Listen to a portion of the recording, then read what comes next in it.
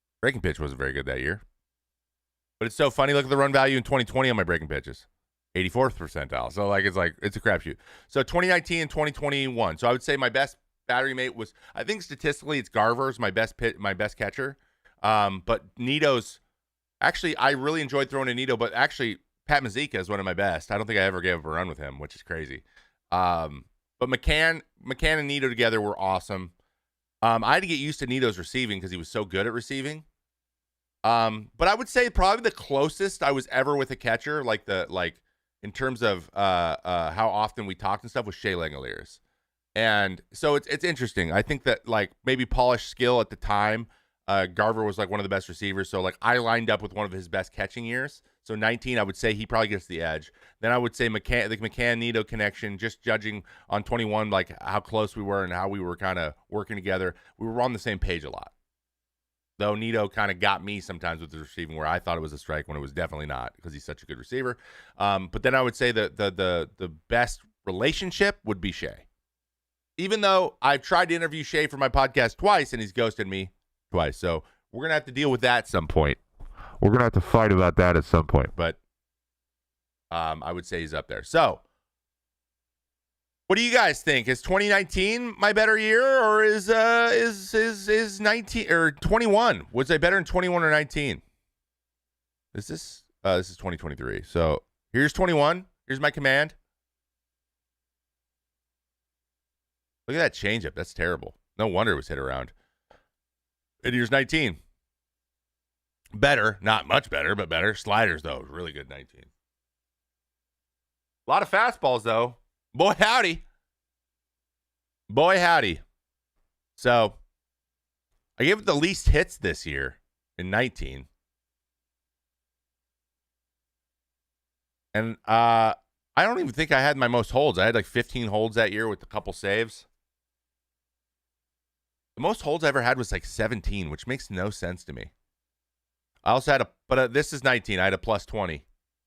Plus 20 run value on my fastball, so. My bad. Sip, sip, sip, sip, sip, sip. All right. By the way, happy football season for everyone, which kind of takes me to my next thing. We have a little bit of a sponsor, and I hope some of you guys are excited about this. So today's stream, to be honest, I actually don't know if the streams are sponsored. I'm just going to say Mayday Monday is sponsored because we're doing our podcast network. We're working with MCA and our friends at Underdog Fantasy, Underdog Sports, specifically the fantasy side of things. We're working with them now, and it's really exciting. We're excited about it. Let me just pull this up so I can show it to you. Let me log in. I don't want to log in, man. Are you kidding me? Guys, what's up with logging in, right? Anyone else just tired of logging into everything?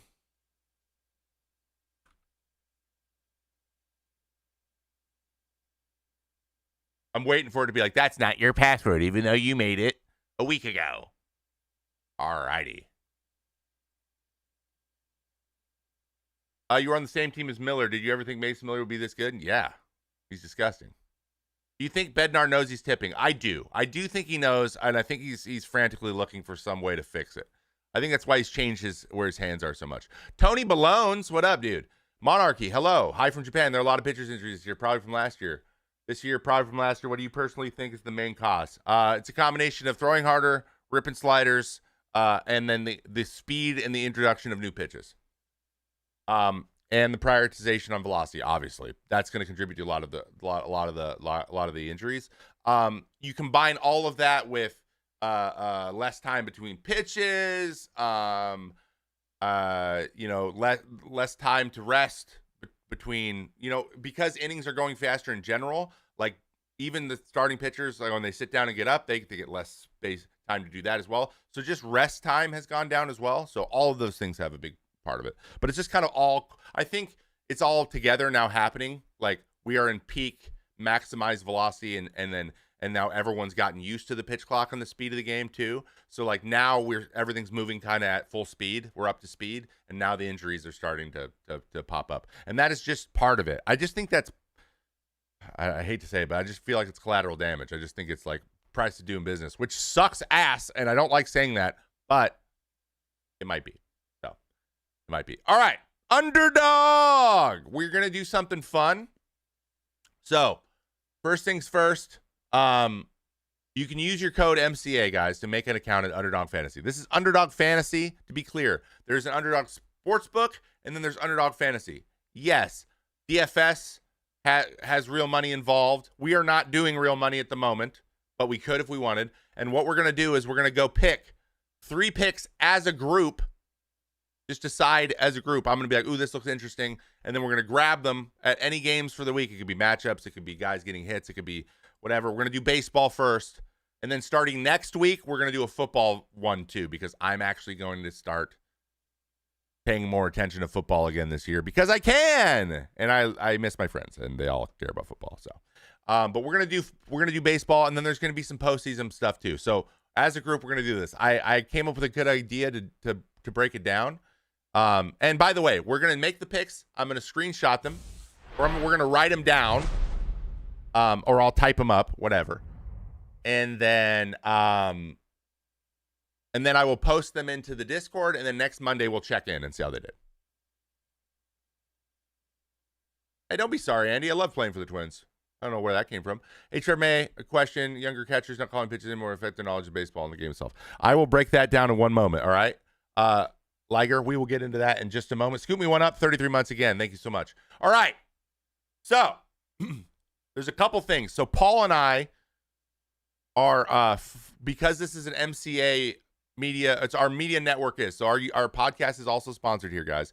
Paul and I are trying to figure out the best way to do weekly little for fun leagues using their platform in like Discord. So, like where we pick it's first come first serve. We just do a weekly draft for some fantasy football, and then see how it came out, and then see if we can do some sort of fun in-stream prizes and stuff. We're working on that. So if you guys would like to play along, you can. We're running weekly leagues. I just mentioned that, and you're gonna get your $250. Free money when you sign up, and you can still do it if you already have an account as long as you haven't funded it yet. Just use code MCA when you make your account. Thank you. We appreciate it. By the way, every time someone signs up, every time someone opens an account, you help us out a lot. And I just want you guys to also know this. It's not just our podcast. We have our podcast. We have Forgotten Past, which is Noah, my lawyer friends, a D&D podcast. We have Goblins and Growlers. We have Mayday Pod. We have 5 podcasts on our podcast network, soon to grow. I have another one that I'm developing, which I'm excited about. That is film related, which will be fun. But it helps them out. It helps them out a lot. Every sign up shows them that we're doing a good job. So we appreciate it. We really do. We really do. Okay, let's make 3 quick picks, all right? I want to do 3 picks, and I need your help. I need you guys' opinion on this. I'm going to find some ones that I enjoy, that I'm excited about, that I'm ready for, and we'll go from there. Okay, so pick'ems. These are pick'ems, by the way. We do pick'ems. We go to MLB. Let's just go look. We're going to look on the homepage. So here's the thing. We're going to pick one that's an offensive stat, so it's a hitter. We're going to go one that's just a pitcher, and then a third one that can be a hitter, a pitcher, but it's got to be fantasy related. So it's points. It's not like hits or strikeouts or something. It's just like the player, and then how many points you're going to score, and they can be a pitcher or a hitter. All right. For example, like a flex. Let's flex one. These are the fantasy points ones, right? So Schwarber 8.5 fantasy points, higher or lower. These are just all higher or lowers, which is great, which I love. Okay. All right, sorry, I'm gonna catch back up. The Flying Bee gifted 5 freaking subs. Let's get some love. Let's say hello, guys. If you got a sub and you didn't have one before, please say thank you. That's what we do here. Angie Beef, Kazenki, Matthew Netting, in parentheses, Matthew Netting, and VQDA, Hannah Loddish, 83. You guys are all sub now. Look at you. All right. For hitting, ooh, you can pick either one.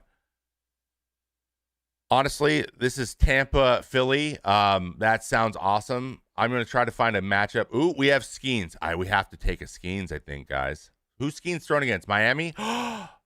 Okay, we're doing this game. We're doing this game. I'm going to take a Paul Skeens. This can be our pitching pick. This is going to be our pitching pick. What do we think?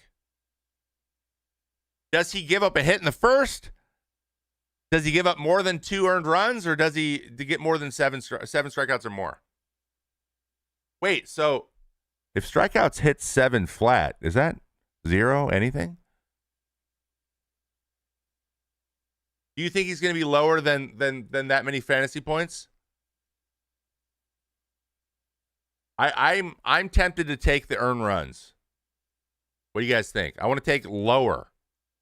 I want to take the lower on unearned runs or on earned runs.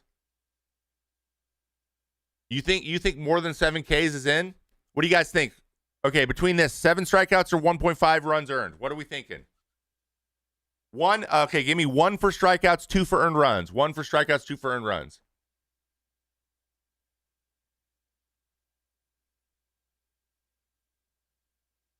Okay, 2-1, 2-2, 3-2, 4-2.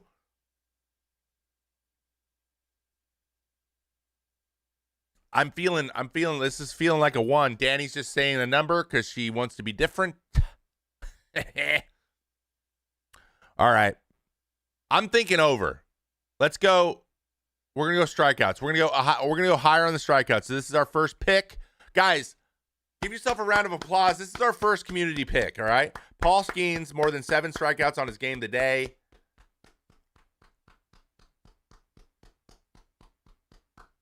Let's just do that, okay? All right, let's move on to another game. Let's find another interesting game that's maybe has some really good implications. Should we do a Mets? Ooh, that'd be interesting. I wonder if I'll get a ban from baseball for betting on the Mets. It's not betting, it's fantasy. I'm kind of feeling a Mark Vientos here. Ooh, I kind of like the hits, runs, RBIs from Vientos. Who's starting? Who's starting for do we know? Ooh, they don't have their starting pitcher on here, which is interesting. Who's starting for them?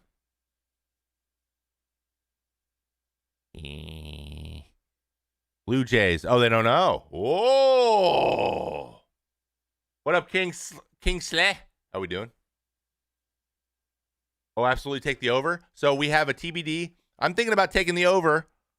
Ooh. Taking the over on Mark Vientos. Should we take the over on hits, runs, and RBIs? It might be a bullpen day. It might be just like they don't know which one. Vientos is hogged up right now. You think he's got it? I think he does too. All right, let's go higher on this then. So we think higher than 1.5 hits and runs and RBIs. Got it. Got it. Got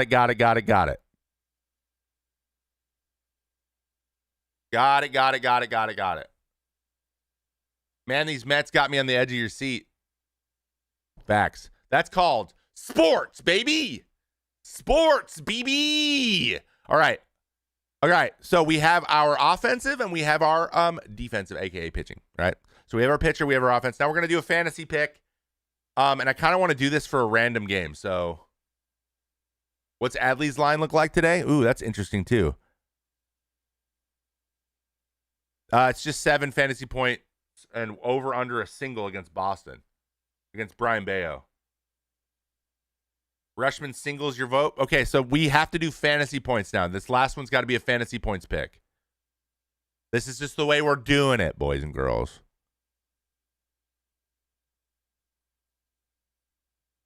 But I'll oops. What just happened? I'll take Adley on the fantasy points. Now the interesting thing is, okay, so for a hitter, singles 3. Do we got him hitting a triple? A couple hits, he can get over 7. Or should we go lower than 7? Devers against Povich? Yeah, I guess he never struggles with lefties more than righties. That's for sure. Should we go lower? I think we should go lower on Adley. See, there's a weird. See, so right now, okay, I want to tell you guys what I'm feeling right now. I don't like to root against people at all. I want to root for them. But he's going to be hitting right-handed. Oh, no, he's going to be hitting left-handed. Yeah, we're going to go lower on the fantasy points. Oversleeper, good game for him. He didn't catch yesterday, did he? F it. We're going to be positive here. We're positive here on the channel. Okay, these are our 3 picks. Lock them in. Lock them hither. Lock them in, dude. Oh my God. What is the screenshot? Print screen? Oh God, dude. Hold on. Can't believe I have to do this. I haven't done this in a while. This is funny. This is really funny. I have not created a screenshot in a while. Oh no. Can I make this bigger? Okay, I want to do this way. I can just at least remember. I can remember who I picked. So we're gonna do this. Okay, this way we can remember who we picked. I'll put them in the Discord. I just want to make sure that I remember. Let's just save it to desktop as capture. Yes. Ooh. Oops. Welcome to the Discord. Okay. Great. Windows screenshot. Yeah. Yeah. All right. Those are our picks. That was our underdog picks. Guys, we'll be doing this every week. And next week, we will start with football. Maybe we'll do college football. I don't know. Can you do college football? You got to be, right? No, you can't. Good. You shouldn't be able to bet on that. So we'll check in with all these scores tonight, and we'll see how we did. All right? Oh, okay. Yeah, good point. Thank you. Thank you for that, actually. I'm gonna do this again then. Do this. Okay, we had the question about, let me go back up. Oh, Windows key, Shift S. Oh, yeah. Okay, so Windows key, Shift.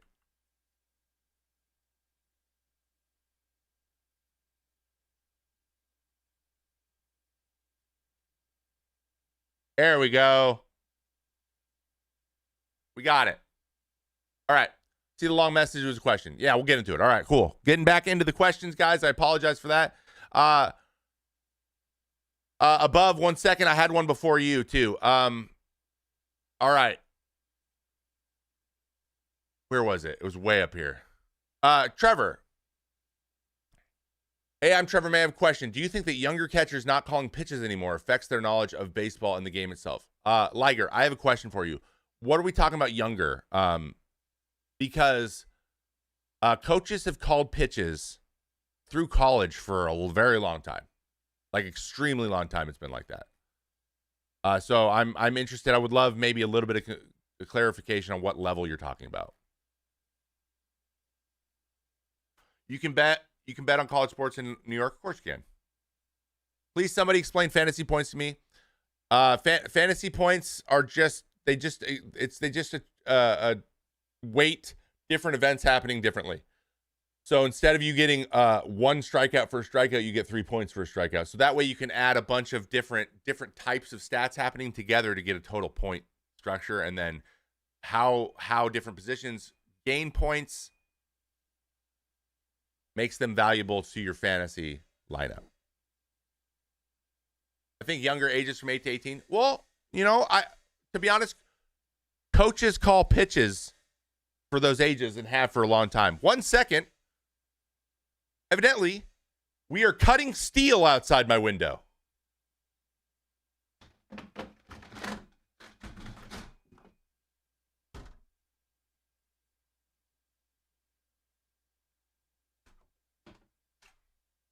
Fixed it. When a kid pitch starts mainly. Okay, so yes and no to answer your question. Yes. Calling your pitches for longer is going to make you better at working through that process of why you're calling pitches. But I also understand kind of weaning you through. The thing is, like, you want to call pitches, but you also want your catcher to understand why those pitches are being called. So, I think micromanaging, yes, hurts catchers long term, but to be honest, pitch calling is learned in the majors, or learned in professional baseball for the most part these days. It just is, like, because college coaches act like they're professional coaches for the most part, and they have to win. So, also, woo, look at that dumpy. Thank you, Sasha, for that very kind comment.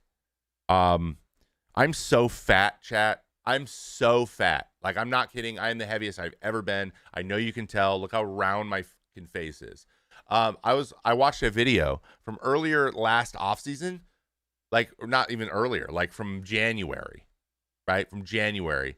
And the difference in the width of my neck is disgusting. I saw coaches calling pitches in like U16 12 years ago. Yeah. Coaches are calling pitches until you're 20. Just the way it is. So when you do that, when you call pitches, the better thing is to do is work really closely with your catcher. If you really want to do this correctly, if you don't want to don't just dictate pitches, make it feel collaborative, is what I would say. Worst shape of my life literally looks like Travis Kelce on game day. Well, you know why I look like Travis Kelce on game day? Because I weigh 275 pounds. I look like a tight end. That's why. I'm lucky I'm 6'5". But the thing is, I'm not a football player. I don't need to weigh. I weigh 275 pounds. I played at 250, guys. So let me put that out. All right. Hey, Trevor, I'm a fan from Korea. I know you've gone over it, but the pitcher who got hit with 2 grand slams the same inning as Tatis is Park Chan-ho. Park Chan-ho, or Chan-ho Park, is what we called him in the United States. Yeah. Did I say it was Hideo Nomo? I did, didn't I? I meant Chan-ho Park. My bad.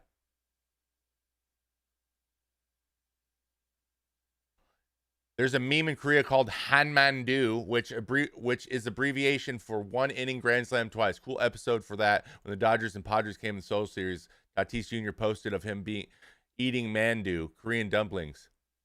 Korean MLB fans were debating if it was on purpose. It was so infamous here. That is an incredible story. I am gonna click. That is what? That's crazy. We got to look that up. Hold on. So it's called Hanmandu. Let's look this up. I want more. Hanmandu meme.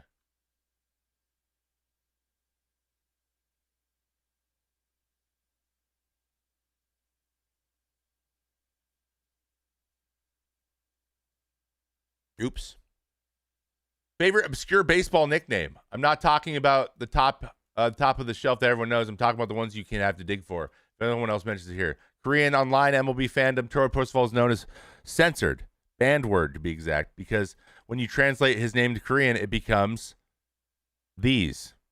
Basically means mother effer in Korean. And a lot of Korean websites and thousands lazily put automatically censored curse words in the comment section back then. That is awesome. Are these real? There's no way these are real.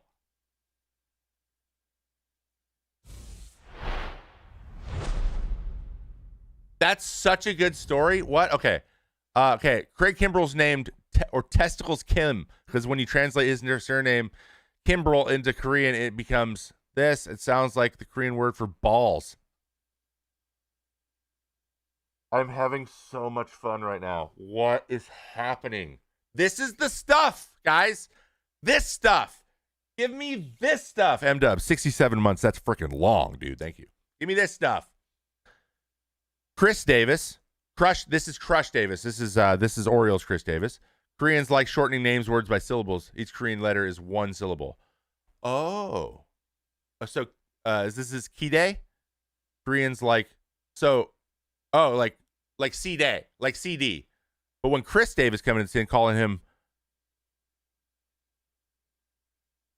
is that Jop Day or Fraud Davis?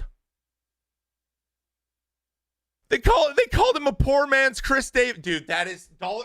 This is the equivalent of saying dollar store Crush Davis. That is so funny.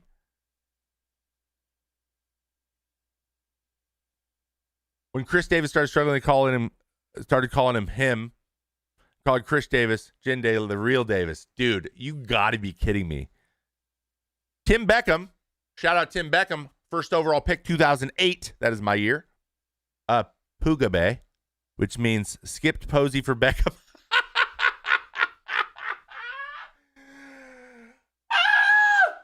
So just so you guys, this is such a great time at the end too, because that's my draft class, guys. And Tim Beckham was chosen over Buster Posey, who I believe was taken 4th overall. Was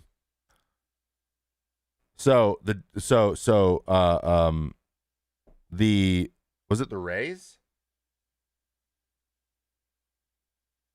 The Rays took Beckham. Was Beckham the Rays? I can't remember. I think he was. I think he was drafted by the Rays. Tim Beckham was taken over Buster Posey infamously in the 2008 draft, which we know. To be honest, though, I want to give Tim Beckham just a little bit of credit, man. The guy could have really been a bust. He got to the big leagues. He got a good amount of big league service time, and he got it with a bunch of different teams. He worked very hard to become a big leaguer, and he was a big league player. So I'm going to give him love there, but he's not Buster Posey. And both of them were taken before me. Man, this could have been a whole episode of the show, man. I love this stuff, man. These are the best nicknames I've ever seen. These are incredible. Huge. That's hilarious. Thank you so much for that. Wow. That's going on TikTok. Posey was 5th? I knew it was one of those. 5th or 6th. Or 4th or 5th. Right. 4th or 5th. Wow, what a year. What a fucking year, dude. All righty.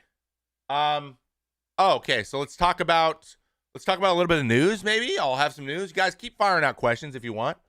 I'm here to we have a lot of Q&A open today. Someone mentioned this. What do we think is going on with Suarez, Robert Suarez? So if you didn't know this, this is, as you can see, this is the situation that every kid in his backyard, basically this is the situation every kid replays as a hitter in his backyard, imagining, look, everyone's standing up, this guy's got his beard, he's like, San Diego, dude, look at my, marine layer polo. This guy definitely sells real estate. Okay, so Parker Meadows, the 9-hitter, versus Robert Suarez, who's been one of the best closers in the major leagues, throws high 90s to over 100 regularly. Down 3, bottom of the 9th, 3-2 count.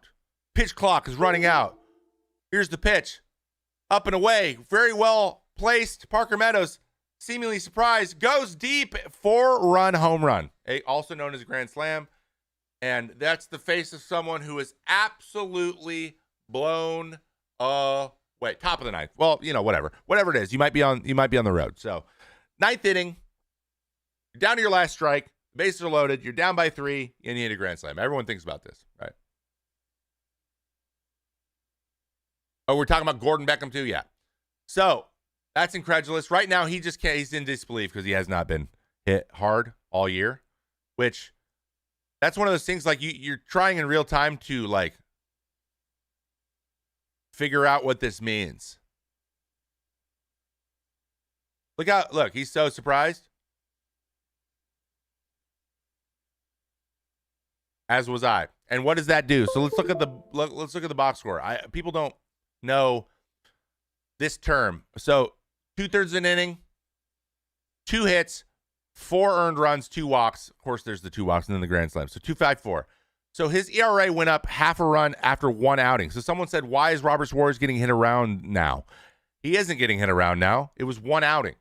You can't count 1 outing as a hit around now. But his ERA went up over half a run after 1 day. This is what we call a season killer.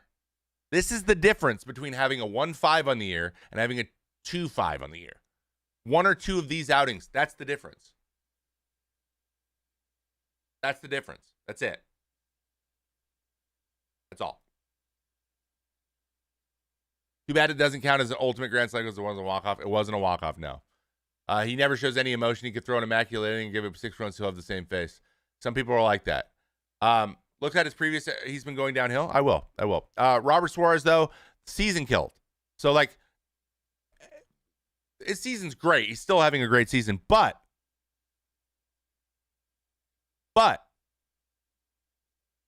that's the difference between an amazing season. Okay, so let's check out his last 7. Okay, so he's got an 8 in his last 7. So he's given up 6 runs in his last 7. Let's check the game log. I want to see.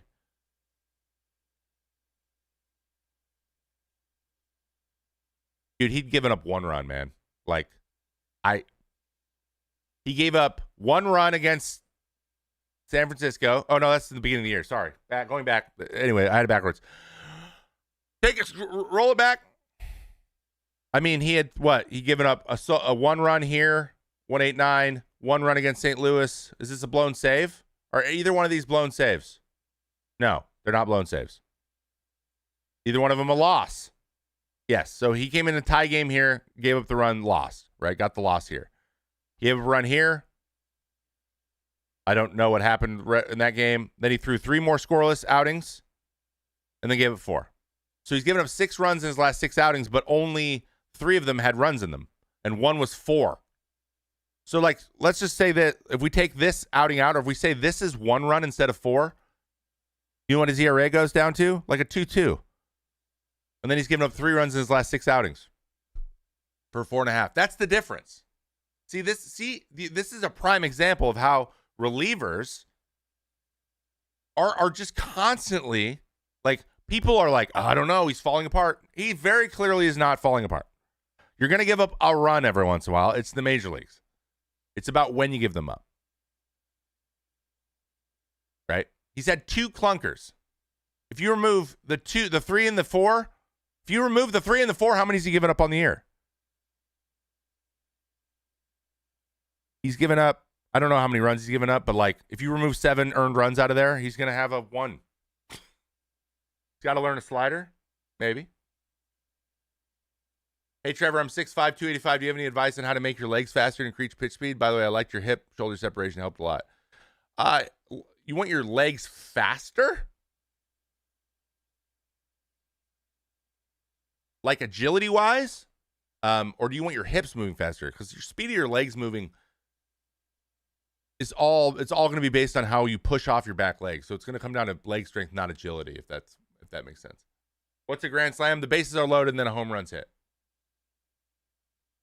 Closers and relievers are like NFL kickers. There's no respect, just hate when they F up. True. I really want to show you guys, there was an outing I had in 2021 that was the same way. I had a 2-9. I believe it was a 4 runs, and I didn't give them up. Someone else cashed my runs. They cashed in 3 of my runs. With the bases were loaded, when I came out, they scored all the runs.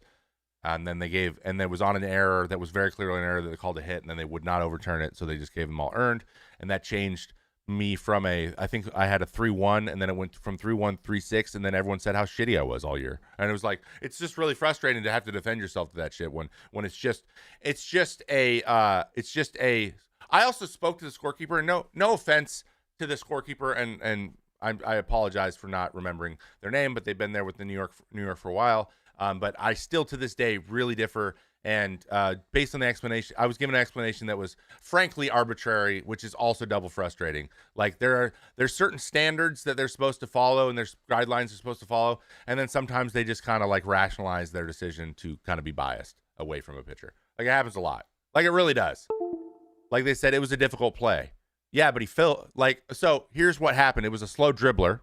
The ball was fielded cleanly on the dribble. So the dribbler itself was fielded cleanly, and they weren't fully on the run, but they kind of threw on the run a little bit, and they short hopped first base, and it wasn't dug out. And had it been caught, he would have been out for 2 whole steps. Like it wasn't even close. Wasn't a close play, and they gave him a hit on it. And I'm like, how the do you give a hit on this? They're like, well, the play was hard to field. I'm like, yeah, but he fielded it cleanly. So you can't say that caused the throw. You can't do that. Just like we can't assume. You can't assume double plays, right? You can't assume that a double play would have been made had something happened. So you can't just call a guy out on first. You can't say a guy on first is unearned because the double play wasn't made, right? So you can't assume double plays. You can't assume that the difficulty of the field itself affected the throw either when it's done cleanly.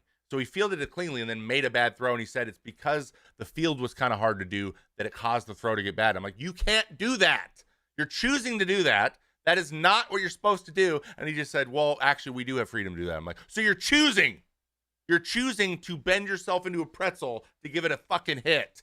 Like, I got mad. I was like, you're literally in your head, you're trying to make it a hit. You hear that, right? We kind of I got mad at him. I got mad. I'm like, dude, crazy that your bias right now is affecting my career, and it drives me nuts. But it is what it is. It's how it works. So that's it. I'm not salty about it. Skeen's pitches today would be shut down after this one. I'm considering going to it. He might be shut down after this, or at least like he's going to be severely limited. So yeah, I would go to it. Go to just whenever you can go watch Skeen's pitch, do it. You might see something amazing.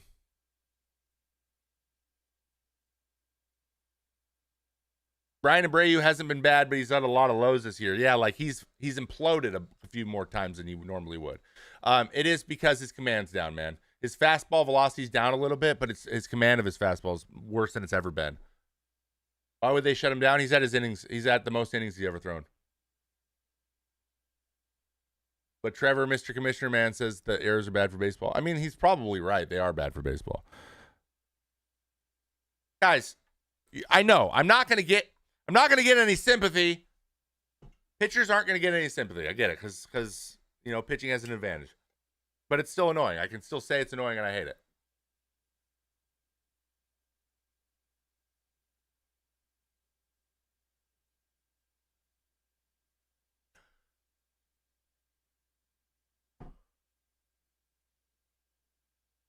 He was unavailable after. Oh, okay. It wasn't the runs for you. It was just like it felt like the wheels were falling off a little bit. Gotcha.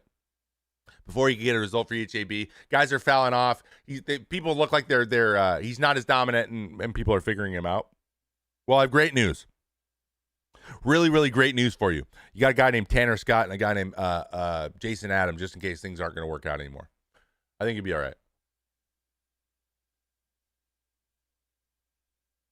Scorers seem to rule everything but the most flagrant of plays errors. Well, unless it's their hitters. Guys, here's the deal. They just generally would like to lean towards it being a hit. It's just better for the product. Does that screw pitchers? Yeah, all the time. It sucks. Why do they look at number of innings instead of number of pitches before shutting pitching down? Because usually number of innings is a good indicator of number of pitches.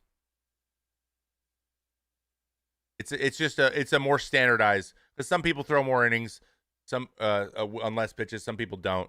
It's their style of pitching. It's just an indicator that you can use to compare to other people as well, like because number of pitches can vary wildly, and that's why they do it. It's not an exact science. Not an exact science. So I mean, some do it by pitches. They do it by pitches on a day-to-day basis.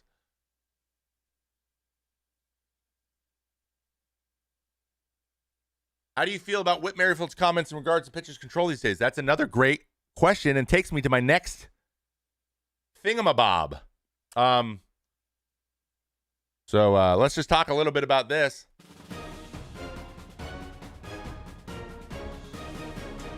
Whit Merrifield, baseball's favorite old-timey general store owner named utility infielder Whit Merrifield, made some comments after getting hit in the head again, because people are getting hit in the head constantly. So I kind of want to watch him. I know this is going to get okay. We're going to watch this. This is probably going to get muted or DMCA'd. It's okay. We can talk about it because I want to talk about it. I think it's good. This is what Whit had to say after being hit in the head. The way where the game's at right now, it's just ridiculous. We lost Riley. We almost lost Mike. We almost lost Darno in a span of 2 or 3 weeks. The way pitchers are throwing now, there's no remorse or the regard for throwing up and in. You guys are throwing as hard as they can, and they don't care where the ball goes. And it's just they can't. You can't hit a guy anymore back. There's no fear that, oh, if I hit this guy, our guy's going to get hit. That's not in the game anymore. Pitchers don't have to hit anymore, so they don't have to stand in the box.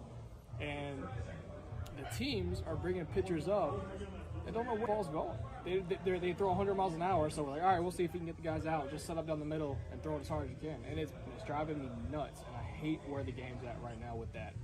And I'm on the rules committee, and we got a call tomorrow, and it's going to be a long conversation on what we got to do to make pitchers think about. I just took 95 right off the head. I'm very lucky that it got me in a good spot, and I got to go get a CAT scan. I'm out of the game. He gets to stay in the pitch. I'm probably not going to be able to play tomorrow. No repercussion on his part. And I mean, without being over dramatic, that was my life on the line right there. So I'm sick of it. It's happening way too much. I watched Taylor Ward get hit in the face last year, have to get reconstructive surgery. Justin Turner got hit in the face last year. It's happening at an exponential rate. Guys are getting hit in the hand. Mookie Betts broke a bone in his hand this year. It's just ridiculous, and it has to be adjusted. Yeah. What do you guys think? Because I agree. I agree something should happen. I think that just like a consequence, adding a consequence, it doesn't have to be anything crazy insane either. Just like eject if it's so I think that starters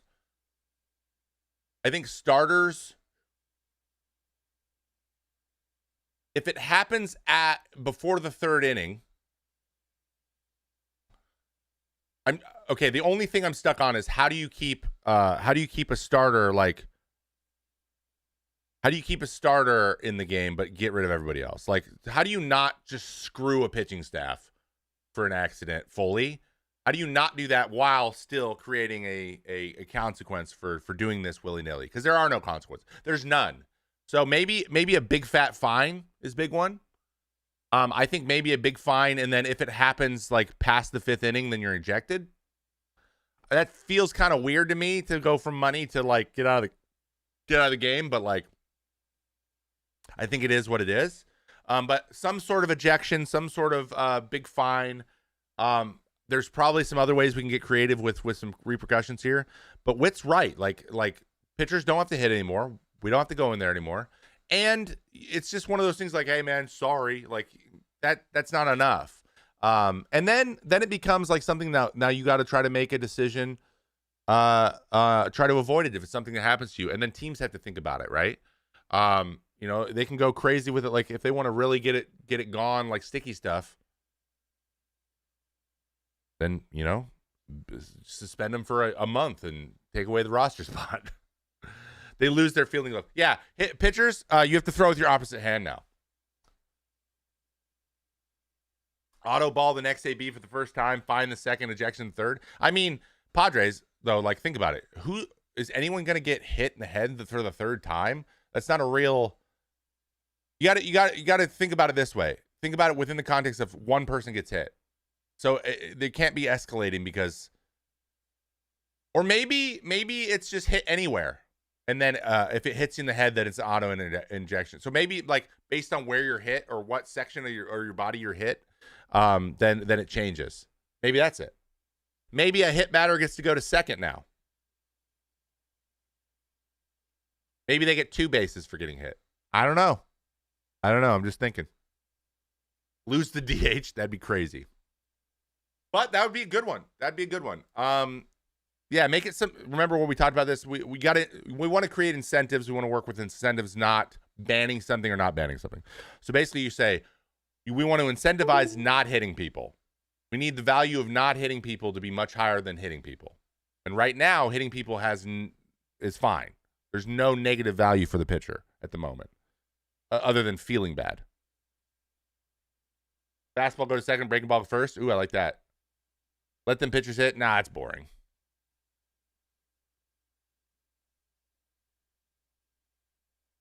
If that's the rule, then a bunch of the batter or armor needs to be scaled back. So you can't just like get in the way. Yeah, there's going to be a balance problem, right?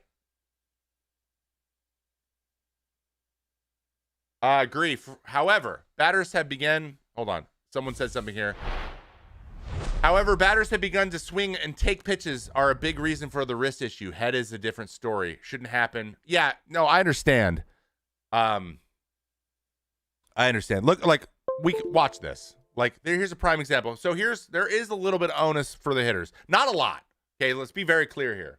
This is 97% pitchers. There's a 3% hitter culpability. And I'll use this as an example. Ty France hit bat montage. I'm sure we can find one. On YouTube, maybe? There's got to be a montage. We have to have a... Okay, so let's just watch one here. Because it's probably going to hit him on the head. Okay, so I want you to notice something about Ty. When the ball is being delivered to Ty France, watch what his hands do. See where his hands are right here? So, no matter what, I know he gets hit in the foot here. Oh, this is all of them. Watch his hands. So, let's watch that one again.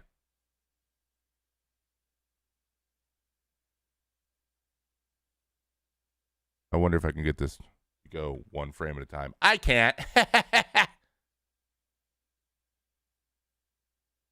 Okay, just watch. So he is starting to swing. He always does. So at this point, you got to turn and take the pitch. Instead, he always throws his hands in the way. Always. So, like, the thing with Ty is he does this. And then whenever time they pitch, he goes, every time.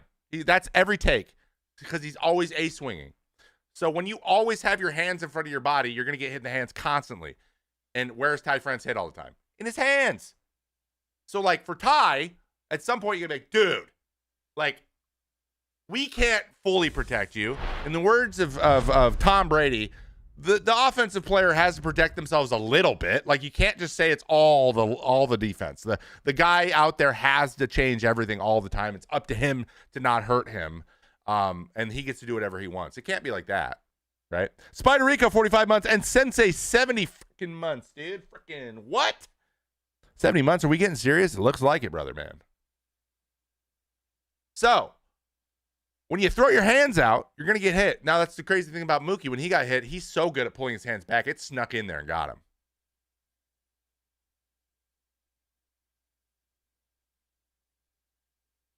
To go frame or frame.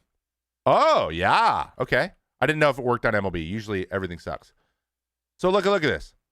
Right here. What are you doing? Ty, why? Well, actually, let's watch his hips. The thing is, at this point, that ball's coming at you, brother. And he still throws his hips and throws his, like, it's literally like he threw his hands at the pitch.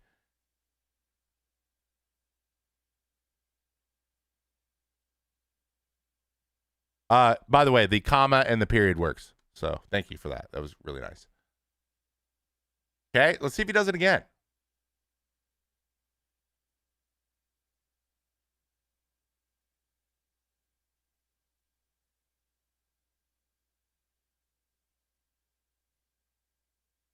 Let's see what he does with his hands.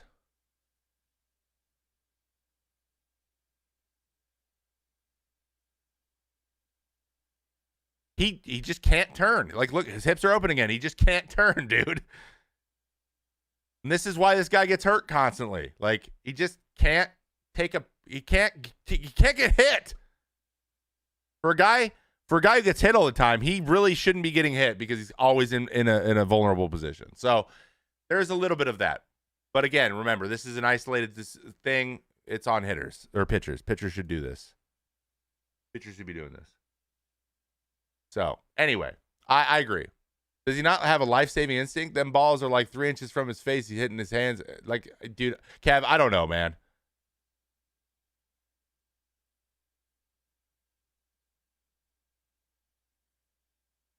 Ooh, okay. Oh, hold on. Padres Productions. Do we have another tip for real?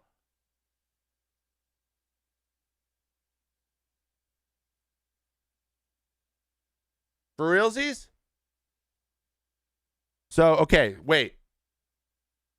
Can we get into this? Where do we have like a, hold on, was this last night? Joe Musgrove tipping.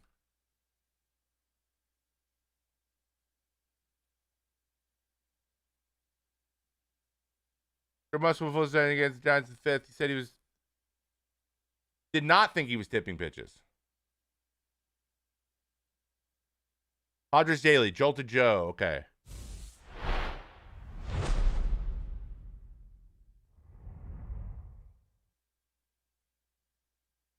Razzie Real Life. What up, dude? How we doing? Bring back the stick. Thoughts? I do have thoughts. Okay, Jolted Joe tightening up. Grindy return for Merrill. Tatis blinded by the light. I don't know what any of that means.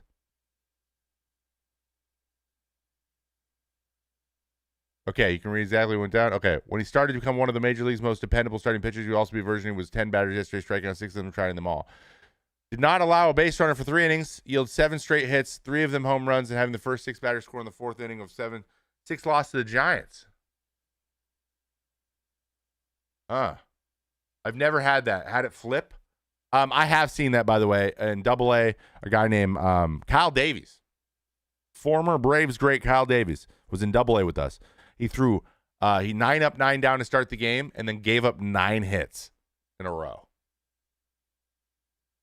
He had struck out 5 of the 9 guys, 9 up, 9 down, and then gave up 9 straight hits and did not get it out in the 4th inning. And I was like, what is happening? So, thought he said he did. Okay. Musgrove allowed 6 runs in an inning twice before. Okay. Never had that or seen it, to me or anybody else. Scored 6 runs, 3. Musgrove, who can usually break down an outing as Dutch details, brings out the stars, quoted the game story saying he needed time to assess what had happened. Yeah, he was absolutely baffled. I have guys that watch that stuff out of the outing. I'm aware of my tips and tells are. I'll get more information tomorrow after you look a little closer, but I think I had anything other than, maybe a little bit more of the middle of the plate and them just riding that energy. It was fast. Huh.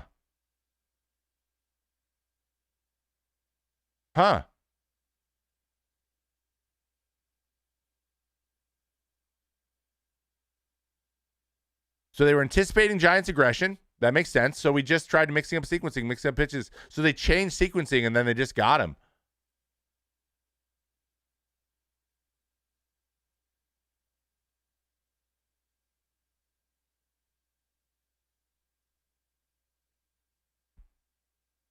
That's crazy. Okay. Well, now I want to watch it. But I don't know how to watch it. Hold on. Let's see if I can grab this. See if I can get logged into True Media, because I can watch all the pitches there. I just don't know why my password's different.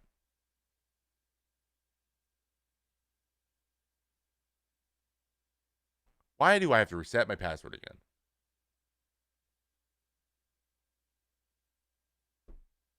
Let me check it. Should we look into this or not?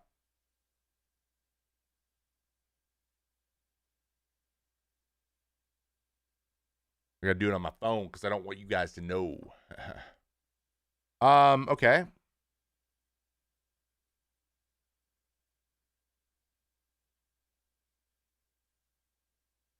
Oh, do we have nastiest pitches, guys, in the Discord? Ooh, okay. Let's try this again. It's working. Yippee. Okay. Musgrove. All right, let's just watch some Musgrove, I guess. Dude, can you spell? Hello? Joe Musgrove. Got it. Game log. Okay. So this is yesterday, right? 8 hits, 6 runs. Okay, so he went. And this happened what, in the 4th? Oh, I went way down here.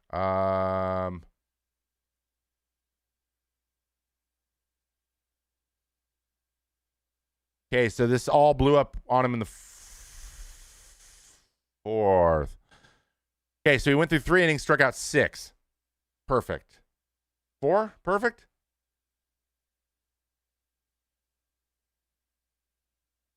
Well, it must not have been because he gave him a double in the 4th inning. Okay, so it looks like the beginning of the 4th was the bad inning. Yep. We're in that for a long time. Okay.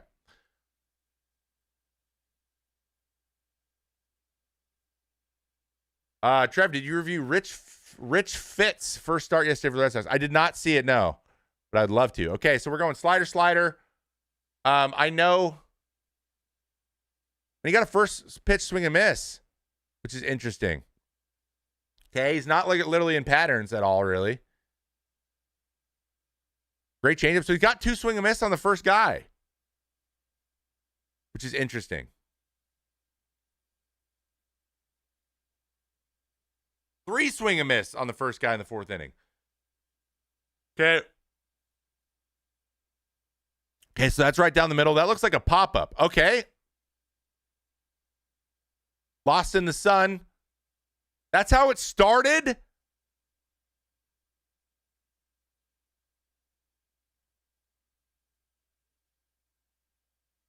A sun ball?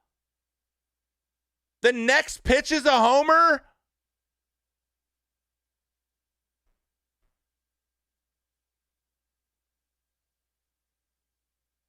What? The next pitch is a single?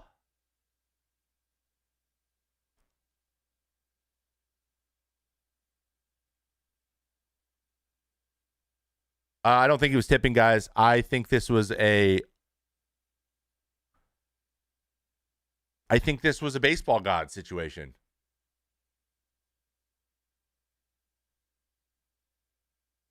It's a baseball god situation. That right there is a BABIP right there. That was hit probably 15 miles an hour.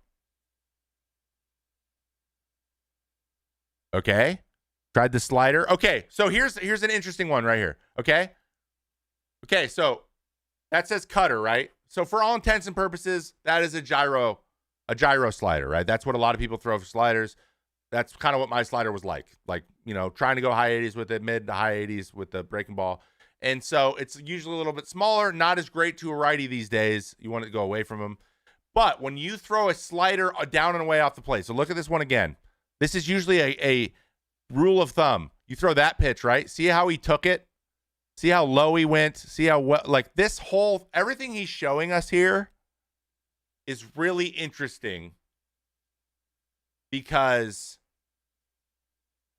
it looks like he's like, okay, there, I saw that one. Like that, this looks like he's like on the same page as you. So usually when you see stuff like that, it's not a great idea to try to throw another slider down away and bring it back up over the plate.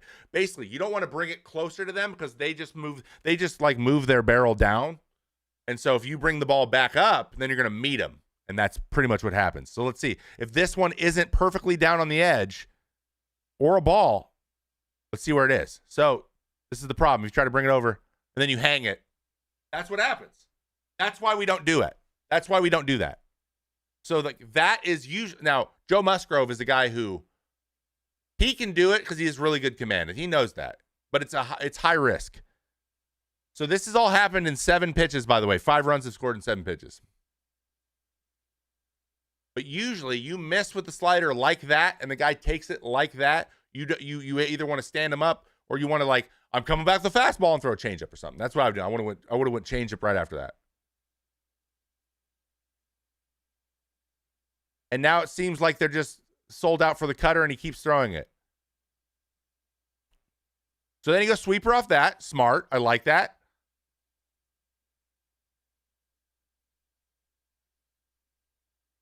Okay. It was a good pitch. Let's see where he goes to 4 seam. Let's see if he goes in on that. No, he goes away. So now everything has moved away from this guy. He tries to sweep her again. Bro, what? Okay. Every single take, look how far out over, like look where his foot is. Look how exposed to in he is right here. He just sold out for the outside of the plate. And the sweeper stayed up just enough. You know what's so funny? If that's like here, he grounds out. Or like hooks it for a single. And then next pitch. Tries to go in. Doesn't get it there. Stays middle. Liner down the... Dude, what? So he 15 pitches. He's given up 7 hits. After a strikeout, and then he lines up again.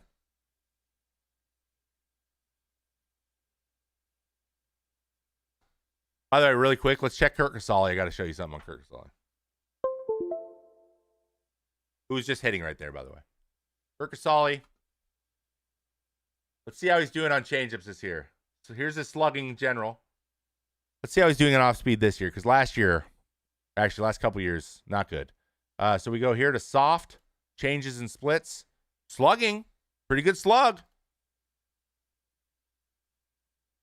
Pretty good slug. Pretty good miss, too. Not bad. Wow, he's hitting off speed way better this year. Interesting. Usually he just cannot hit it at all. All these mistakes are in the strike zone. Batter's eating up. But even then, it's hard. It's hard to do. It's the sequencing and it's the pitches he chose.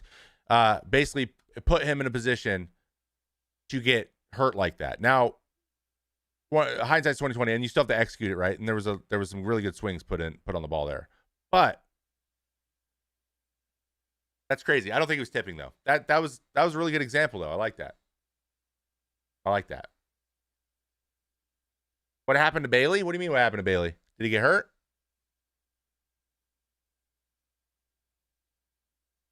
What are we talking about? Yeah, I mean, yeah, there's still mistakes in the strike zone, but like a couple of them weren't. Like that last homer, that wasn't a mistake. That was a good pitch. The first pitch to Conforto, the single up the middle, that was a good pitch. So like it was just a combination of that, but like it always starts with a sunball. So like I want you guys to know this. When you get the baseball gods, probably an off day. Oh, it was Sunday, guys. He's the starting catcher. Day games are usually days off for the starting catcher.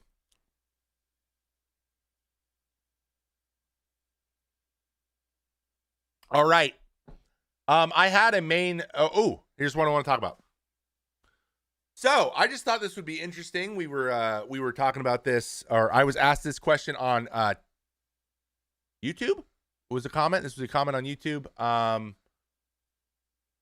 So let me grab a whiteboard here.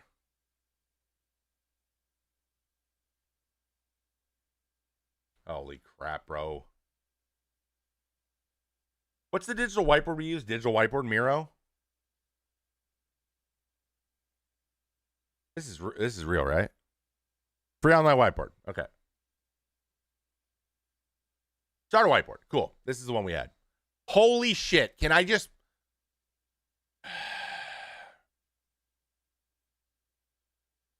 I hate it. All right, we're going to do this.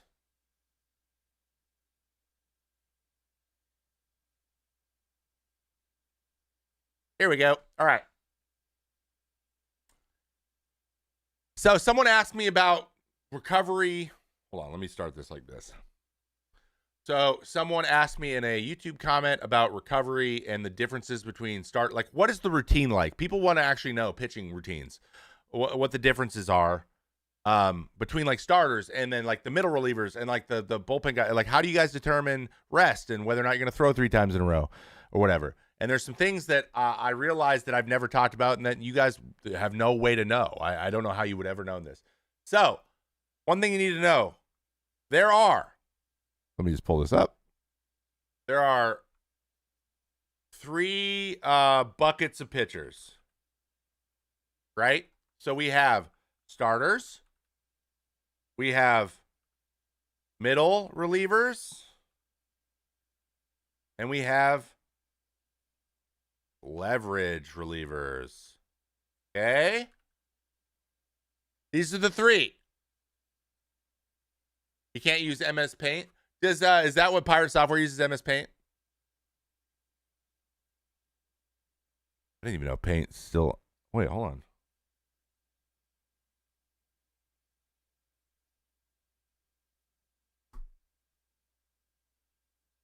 Haha! Prepare Prepare to get thwarted.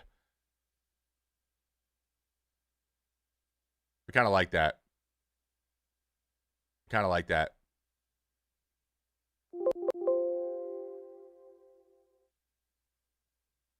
Okay, so we're going to do MS Paint because I want to. So, there are 3 types of... can I make this bigger, please? Actually, we don't want to make this bigger. Okay. You put it here. Okay. There are 3 types of pitchers. 3 types. Okay, let's just type them in. We already did it, but we're going to go starters. Zoo, thank you. We did it 46 months. Yes, we did. Razzie Real Life, thank you for the brand new sub, by the way. I think I said I appreciate you, but I still do. Middle relief. Then we have leverage. Okay, so these are the 3 buckets. These are the 3 buckets of pitchers. Let's make these a little bigger. Cool. Okay. How can I just grab this again? I don't even know. Anyway, we'll just do this. Types of pitchers. Okay. So you got to know there's 3 different kinds. All right. They all have different routines and different ways of making decisions. Okay. Whether or not they're trying to accomplish something for themselves and for the team. So everyone has different views of how they want their season to go. And that's important to know. So everyone sets their different goals, right? So for starters, we'll give starters an S and we'll make that a little bit bigger. So starters, they want to throw 32 starts a year. All right. How did they come up with that number? 162, 160 games divided by 5 games. You want to throw one of every 5 games. That comes out to about 32 starts. So starters, this is their goal. That's not what I wanted to do. This is their goal. Their goal is 32 starts. Middle relief or relievers, just in general, relievers are trying to get anywhere from 65 to 70 appearances. Why 65 or 70 appearances? Because statistically, high 60s is the best way for you to bounce back year after year. Guys tend to have over 70 outings. They tend to be a little bit less sharp the next year. Okay? So, these are our goals going into the season. This guy's trying to get 32 starts. This guy's trying to get 65 to 70 appearances. Closers probably want a little bit more. Middle relievers are probably going to throw a little bit, closers are going to want a little bit less. Middle relievers are probably going to want a little bit more. And the things you need to know about the differences in those 2 groups are as follows. But first things first, we will start with the routine. So this is how starters routine goes, okay? Day 1, let's make this smaller again. I apologize, it's going to get crazy. Day 1 is going to be pitch, right? So this is the day they pitch.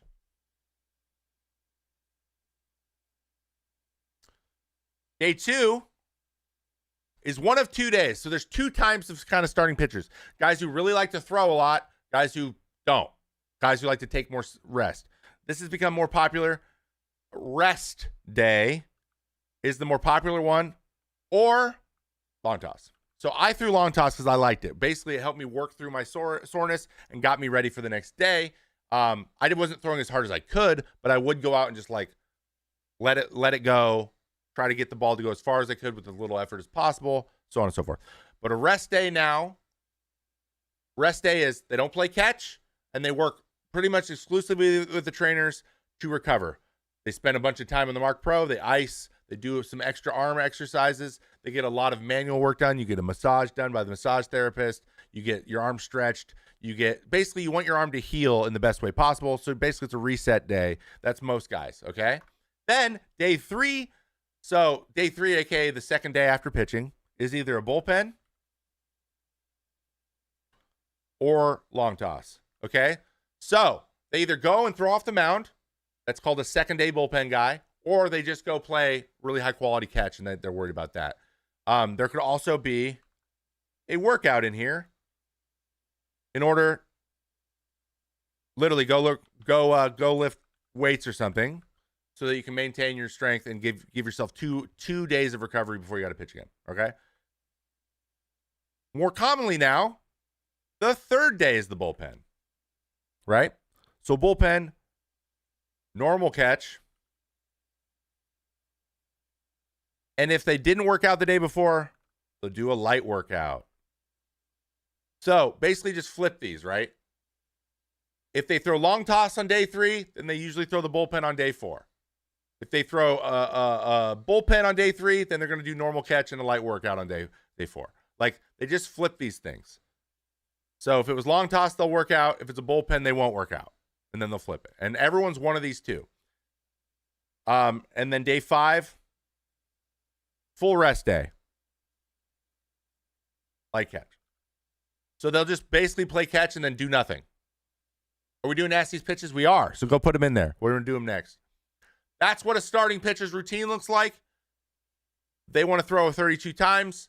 If you average six innings per outing for 32 outings, 202? That's 202 innings. That's what we would call a Zach Wheeler special. So 32 starts at 6 innings apiece is 202 innings. Right? Relievers are very different. And we get separated into 2 groups that I don't think anyone really knows about. Well, not anyone, but, maybe you don't think about. And that's middle and that's leverage, okay? So middle relief, how do you decide whether or not you're going to throw a third day in a row, whatever? Middle relief, these guys are trying to get, they're not established. This is fun. They're not established. They're younger. And basically, this is the yesterday may have another. So these guys tend to throw more often. Basically, these guys are thought as more expendable. There's usually 4 guys here, and there's usually 4 guys here. These guys are in specific situations. So these guys get protected more than these guys. Middle relievers tend to turn over more often. They have less value because they're not throwing in close games as much, and they're eating innings when the reliever or the starter sucks or the other starter sucks, and there's a big lead one way or the other.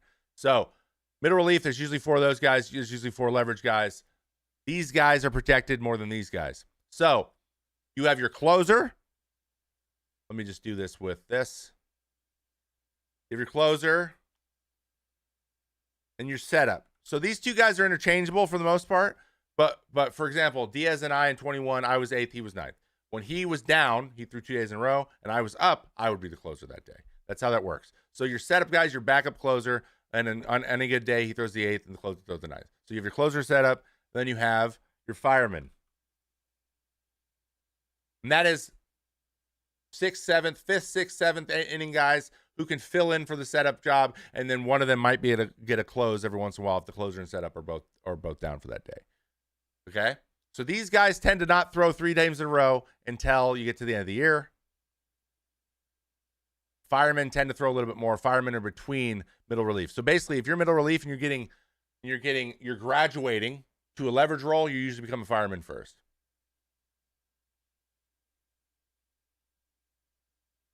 Okay? So this is what you want to do. When I got here, I was very excited. So how do you know what your role is going to be? Roles can vary wildly. You can understand how your team's put together and how you guys win games. When that happens, then it doesn't matter what the inning is. You kind of go with the flow of the game. But you want to go from middle relief's the lowest in the pecking order, lowest in the depth chart if you're a fantasy player. Fireman and then closer setup are the guys you want to be. All right. Problem is, when everyone on your team is throwing more than this, for example, the Cleveland Guardians right now, they have a bunch of guys in the 60s. Bunch of them. Bunch of them are going to be over 70. They're going to have guys they're going to have a bunch of guys over 70. That doesn't tend to work very well in the playoffs. You run out of gas, right? You want to be like 65 going into the playoffs, so you still have 5 to 10 more outings in your tank of being sharp, which is the playoffs. That's what you want. Bullpen catcher seems like the chillest job ever. It is not. They do so much. So if you can tell by this really awesome diagram, that's kind of how these things break down. that's how these guys. I don't know what happened to the list of stuff that happened here, but that's kind of how these guys. This is kind of how these guys' routine breaks down. That's kind of how these guys' routine breaks down. And okay. Oh, and last thing I wanted to do. Actually, I'm gonna make a new one here. How do I make a new one? New. We'll save it as entitled on desktop. Okay. And then, so when you're down as a reliever, relievers are down. You try to basically treat it like the day after a starter pitches. So this is arm care. This is massage. How does Pirate Software do this? This is, ice. This is recovery machines.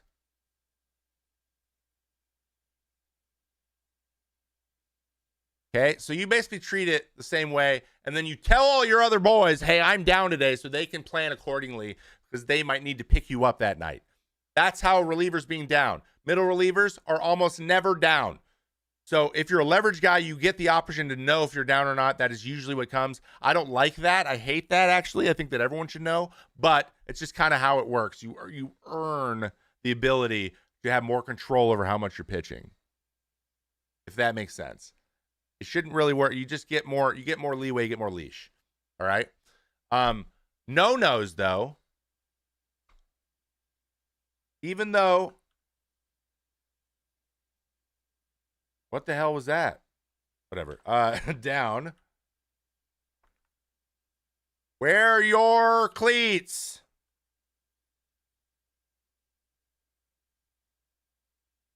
Guys, if you're down, you're playing professional baseball and you're down, you wear flats. If you put your turf shoes on because you know you're not pitching, you don't wear your cleats down to the bullpen, you are gonna get flamed into the sun. Never do that. Never show your boys. Never show your boys that you're not riding with them that day, that you're not willing to lace them up if you have to in the 15th, okay? Don't ever do that. Down isn't down. Down doesn't mean you're not on the team. Down means that you're probably not. There's a very good chance you're not pitching today, but it's never certain. No free feet, baby. Sounds like eyewash. It 100% is eyewash. But it's actually not, because I've actually had situations where I was hard down. Hard down. You're not pitching. I was down in the bullpen. We were in extras. We had pitched everybody. Our starter got hurt in the first inning. So everyone pitched, and they go, hey, man, can you close this game on the third day in a row? And I had my cleats on. I said, yep. But if I was down there in my flats, I would have looked real fucking stupid, wouldn't I have? So it's just like a better safe than sorry. You can wear your cleats for a game even if you're not going to pitch. Now, you don't have to get ready. Like, you don't have to do your whole routine. You can just sit there all day. Because you'll be able to see pitching coming from a mile away, so you'll be able to warm up and wrap your hand around it. But, big no-no. Wear your goddamn cleats to the pen, nerds. You wore your cleats! So, that's it.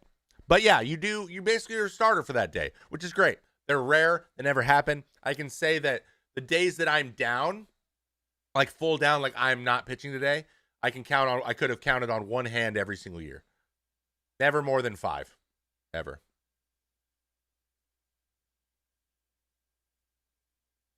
I'm a reliever for my high school team. The time they told me I'm down, the same guy at 5 outs. Exactly. Like they could just change their mind. And it's really the way it works. Like, it's just the way, it's like it's ingrained in you as a baseball player that you have to be ready for anything at any given time. The Giants need a star level player badly. What do you mean? They have Tyler Rogers. What do you mean? What do you mean? So yeah, is it eyewash? Yeah, there's a lot of it. It's eyewash. Dude, I keep doing that. Is some eyewash good? It is. Patrick Bailey's a star in the making. Patrick Bailey is a very good catcher. He has not shown that he can do it with his bat yet, though. But yeah, maybe. Maybe. All bets are off in extras, and all bets are definitely off in the playoffs. You better have your cleats tight from the first pitch of the game, you forehead, because you could look real dumb. All right. We had a Swellenbach request. But first, let's check Nasty's pitches. We'll do Nasty's pitches now, and then we'll do some breakdowns real quick, because I don't know how many Nasty pitches we have. This is Nasty's pitches again. Some of these are in September, I guess. Nasty's pitches of the week. That's plenty, boys and girls. We got lots. Who's ready? Is there any truth behind the White Sox visiting bullpen? What about it, Brian?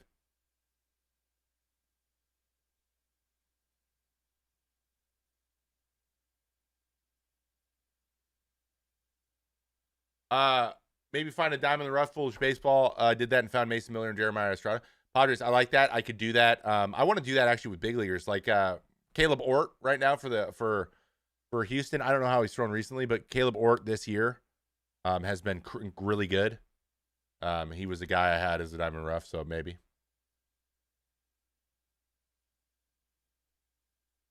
What do you think of Roger Clemens' splitter? Nah, Roger Clemens sucked. Do we need our cleats on for the Nasty's pitches? Are you guys in the bullpen? Huh? It's up to you. What percentage of pitches are called by the dugout and called by the catcher? 0% are called from the dugout. And then 100% are from the catcher, and 100% of the decisions are the pitcher. So yeah. But first, chat, I have to use the restroom. I want to go to the bathroom before we do this. I kind of want to put a video on for you while we do that. Actually, hold on.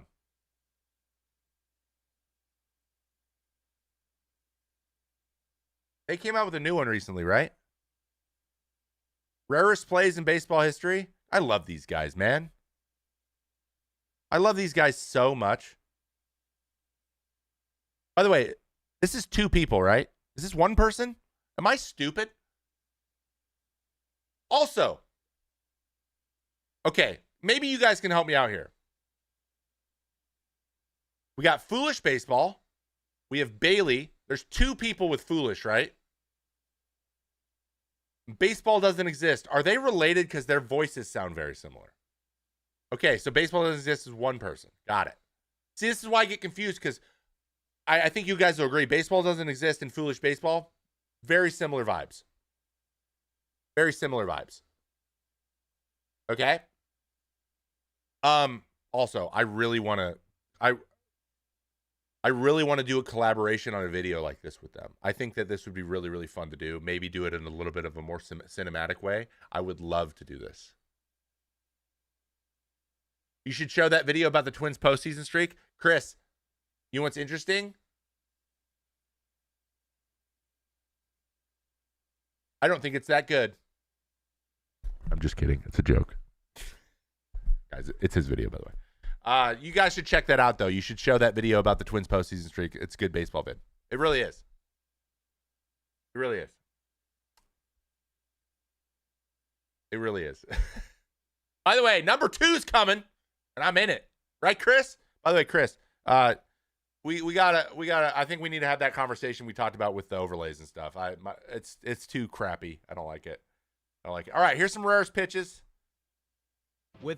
Guys, if you don't follow Baseball Doesn't Exist, do it right now. The fact that he's not at 1 million yet is crazy, but I guess. You need a whiteboard graphic? I do. I need a whiteboard graphic. I need a whiteboard that comes up.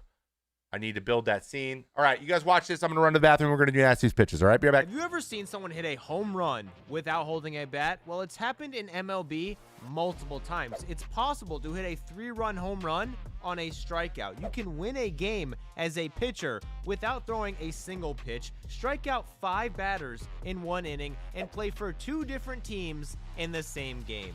All of these things have happened in baseball before, where strange, rare events seem to be going on all the time. This guy caught a ball without looking. This guy caught a ball without a glove on accident. This guy's helmet made fire, and this guy made his bat defy gravity.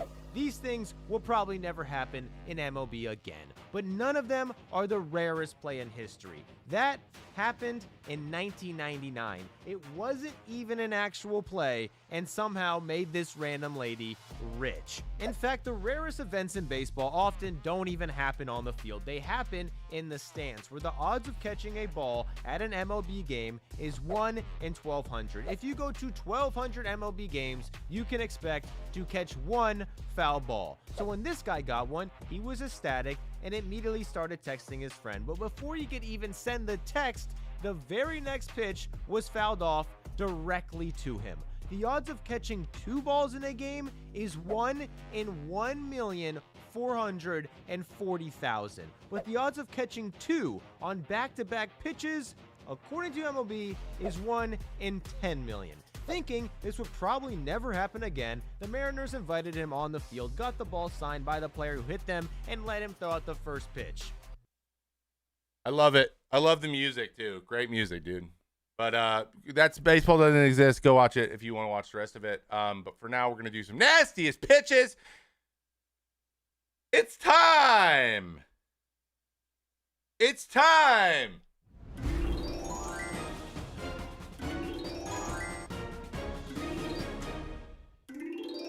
Nasty pitch it!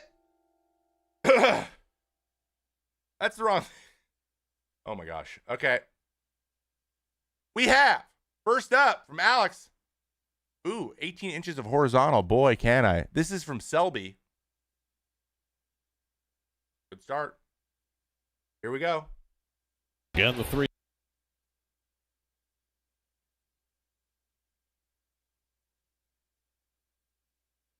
That was a sinker.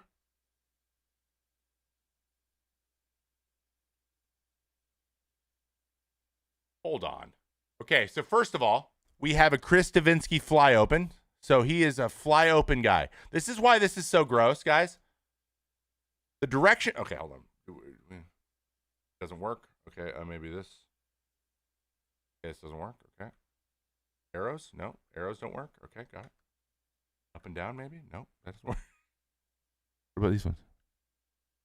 Commas and whatever? No. Periods? No. Okay. One thing I want to show you here. He is open. Look where his shoulders are facing, right? His shoulders are facing this way.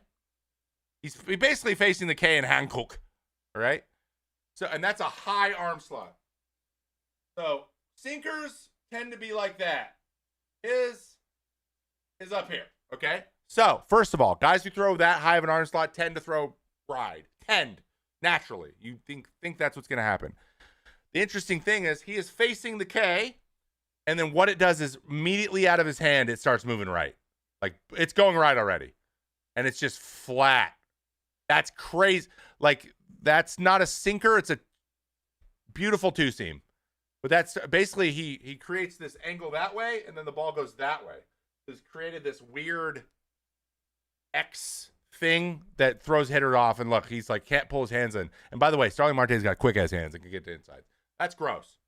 Ew, that's what that gets. It gets you. Nasty. Nasty pitch. I love it. And it was 97. Nice. This is Jonathan Cannon.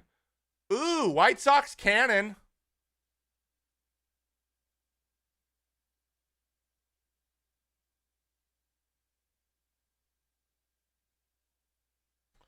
By the way, nothing worse. Nothing worse. By the way, first of all, you. Second of all, pointing. You point, he pointed, he's pointing, we're all pointing. He's like, yeah, dude, I'm good. I didn't go. Yes, you did. Like, there's nothing worse than being like, no, I didn't go. And then having to be like, yeah, you did, idiot. And you're like, shit. Like, when you call for it and they call you out, there's nothing worse than that. Ew! That's called a sweeper, by the way. For those of you that are like, what's the difference between a sweeper and a slider?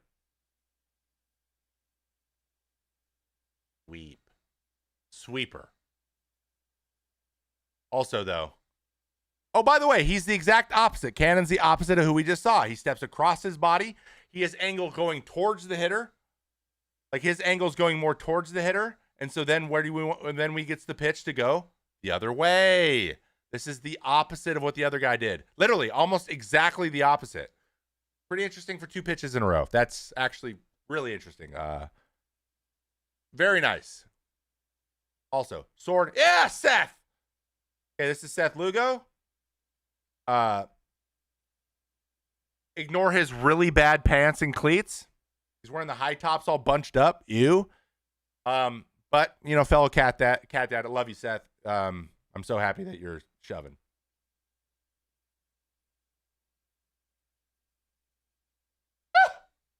Is that just the curve? I can't tell. I don't know which breaking ball that is. He throws 5 of them. Bro, that's just a sweeper. Oh, Seth. Let's just all just... And that was the first pitch you ever saw with 10,000 RPM spin rate, dude. Seth, that's triple. We got triple U's, 3 in a row.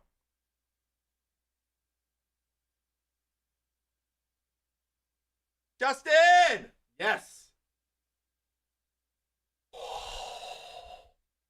Inject that in my veins. Inject it! Ah! Look at that. The opposite spin. That had 4 spin. That's gross. Sorry about it. Sit in the truck, Norby. Is that Norby? Who is that? Is that Norby? Stowers. The other Oriole guy. Man, the Marlins love guys that look like this, huh? By the way, how many left-handed stick blonde dudes do you need, Orioles? What are we doing? Every single guy they've drafted in the last 10 years is the same guy. All of them. They all look like this. They're all the same. They're good. They're very good players. I'm not saying they're bad. I'm just like, you guys got to look that you like. That's for show. All right, Glass. Out of Glass now. Let's see what we got. Sinker.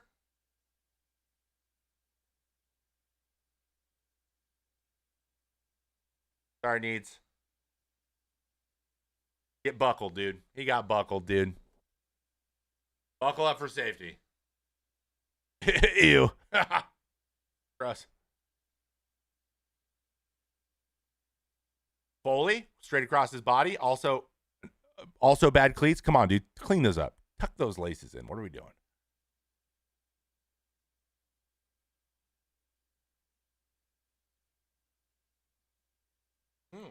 I love these. This is like the one thing I wish I was ever able to do. Throw a front door sinker, but dude, look how this is caught. Like, look at the movement. It's moving down, right? That's up. It moves down so much. He catches it. And then it literally like carries his glove. He's like, ugh. Very nice, dude. This isn't this week. True.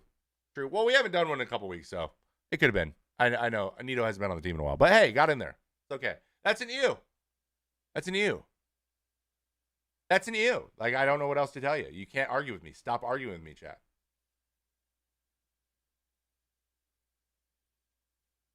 Ooh. Oh, we have not had very many Davin. Change piece.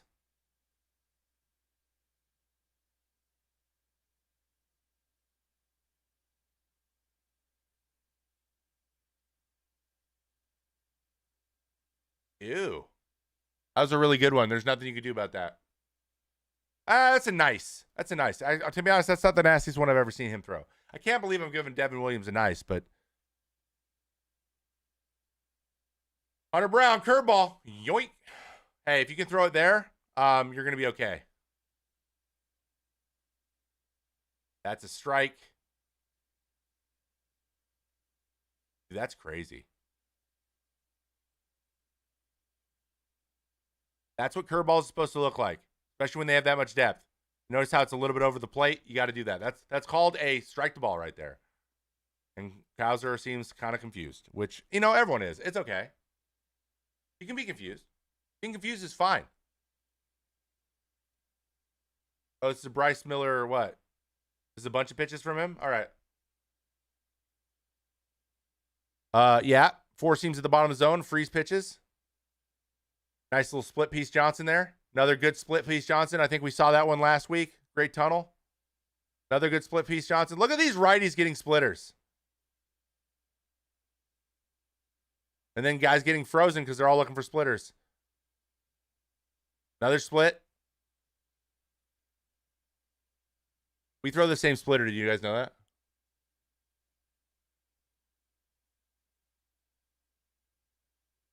That looked like a slider to me. Dude, look at all these. Okay, so why do you think the four seam's being taken at the bottom of the zone so much? Maybe because of the splitters.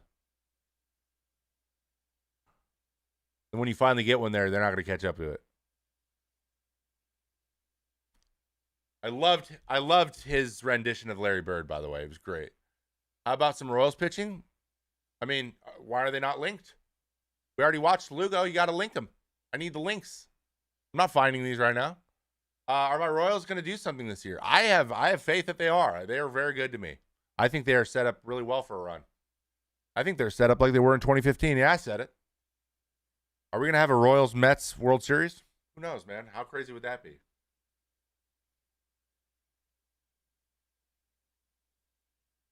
How cool would that be? I'm just saying. I think it'd be fun. I'd enjoy it. I'd have a good time. Rios.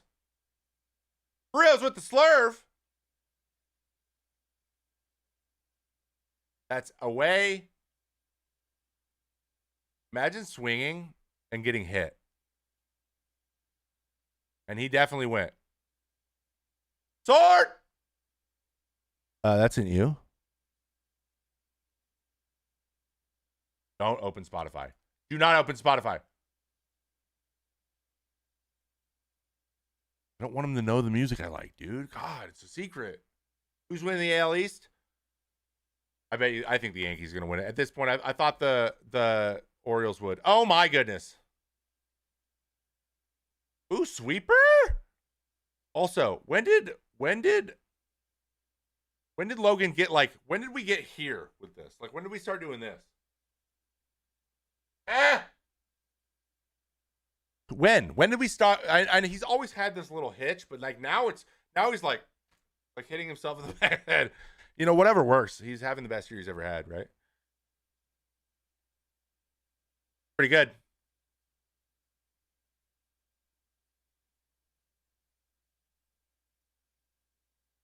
He's got one of the worst pitching faces in the league, by the way.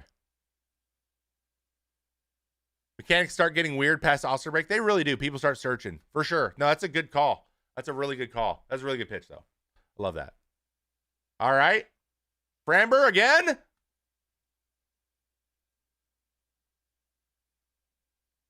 Was that a changeup or a splitter? Or a changeup or a sinker? I think it was a changeup because he throws a really hard changeup. But honestly, that's just a nice because he didn't really locate that well. Like, he yanked it. But anything that gets Bobby Witt Jr. to swing a miss, I'll give a nice. I'll give it a nice. He's been doing that all year. I know, but it's getting crazier and crazier. Like, at the beginning of the year, he was like this. Now he's like, you know? You think the Mets will make the playoffs? I do. I hope so.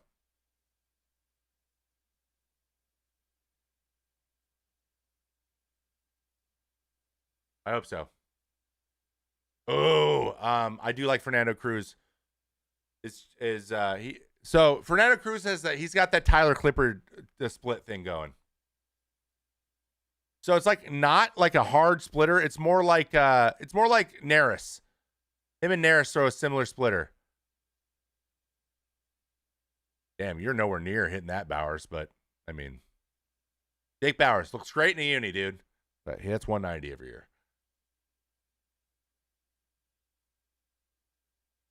That's he missed that one by a whole bunch. That's it. That's a gross. I love that he's fully off the ground here too. That's pretty cool. That's pretty cool. All right, next. Sweeper. Porter Hodge.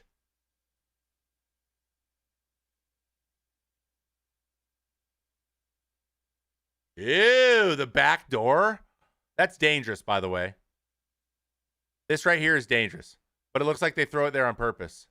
Or maybe there's a chance he got crossed up there. Wait.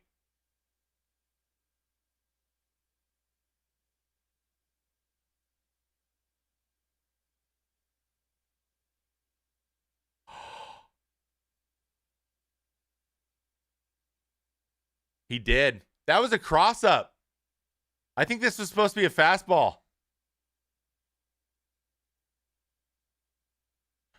So you can tell by how he like drifted his head. So usually you try to like drift your head to get behind the pitch, and he drifted it out. He's like, oh wait, that's coming back. So he was like that. This right here. That's a no shit. How did cross ups happen with PitchCom? I don't know. I genuinely don't know. Well, maybe they didn't do PitchCom there. Like I did signs with no one on base. Or maybe he thought he heard something else. Sorry, lag. I don't know. It looked like it might not have been a cross up. It could have just been it moved way more than he thought it would. But like it looked like a cross up. That's interesting. Gross. Charlie Morton, this is gonna be a curveball, right? Yeah.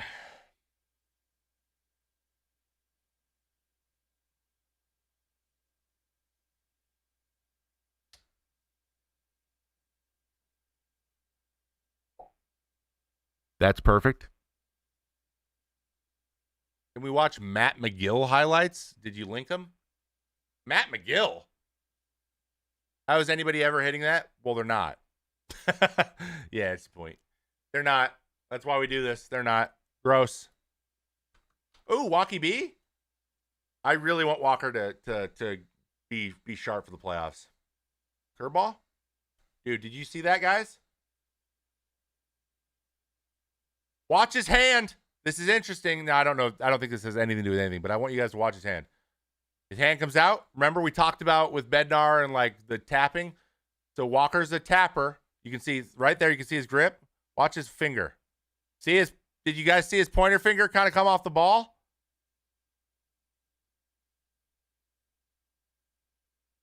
Yeah, pops it up. Boom. So he's here. He got it. And then as he comes out, he brings his finger out. Ah.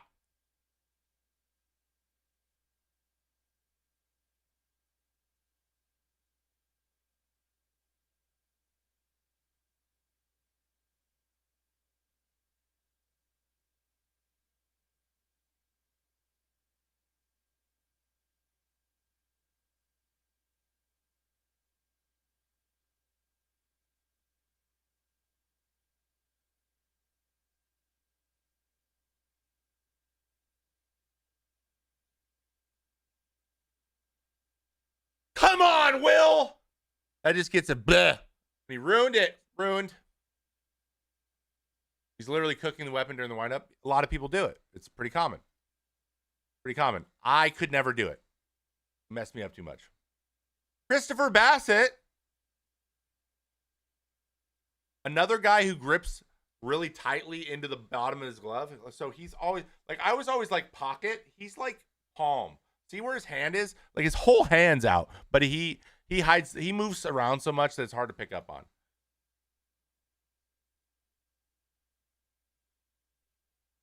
Ooh, that's gross. So he's got the big slow curveball. We know about that. That is Chris Bassett's sweeper. That is him throwing a curveball grip to try to get it go sideways. Because his slow curveball was always really 12-6. He found one, man. That's incredible. Is this against Rafaela? No way. Rafaela chased 6 feet off the plate. There's no way.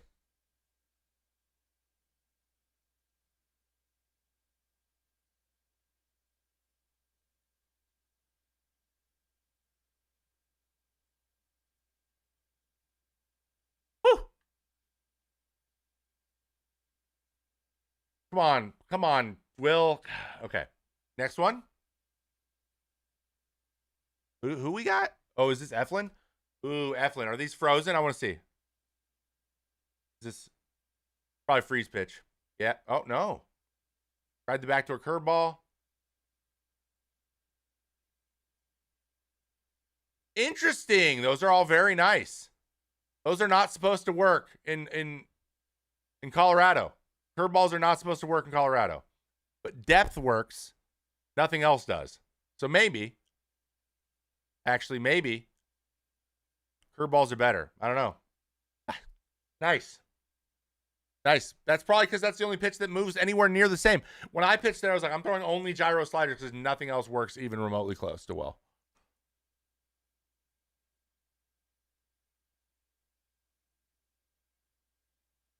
Speaking of chasing, did you see the Mark Vientos strikeout from yesterday? No, I didn't, but I would like that link to me if you could do that. Thank you so much.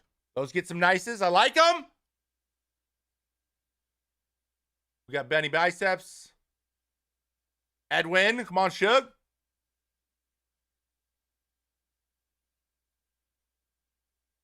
Excuse me? Four seam? I want to see his release point here. Chad, he was fully underneath the ball. Yeah, he was. That thing spun like this. It like went. So like that's just such a low release four seam that it runs a lot, and he threw 97. I mean, his four seam does run, guys. He doesn't have carry. He's got low release, long extension, low release. He has no ride. He's actually has a dead zone movement fastball, but he throws hard and he has low release and long extension. So that's why he's able to do that kind of stuff. Man, we got a lot today. Alex Cobb walking it off. The old man. Front door sinkers. I love him. Welcome back, Alex. Yikes. Sit in the truck. Sit in the truck. Guys, what do we say in this channel? Just punch tickets. Just punch tickets merch available on my website. Exclamation point merch in the chat. Or Fourth Wall. Trevor May on Fourth Wall. Thank you so much, dude. Click the link down in the description. Shoot. I just clicked on everything. Jeff Hoffman.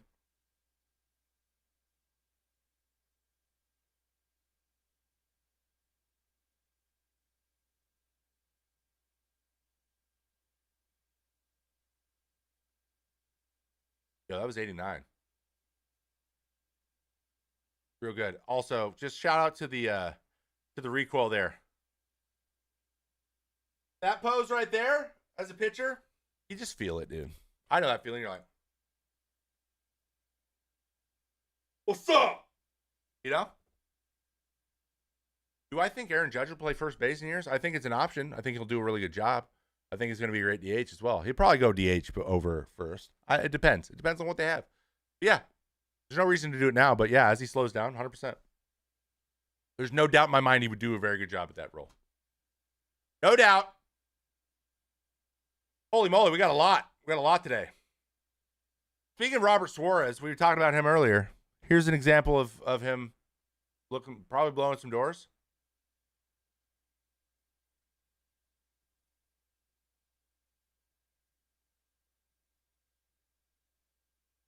I got you something.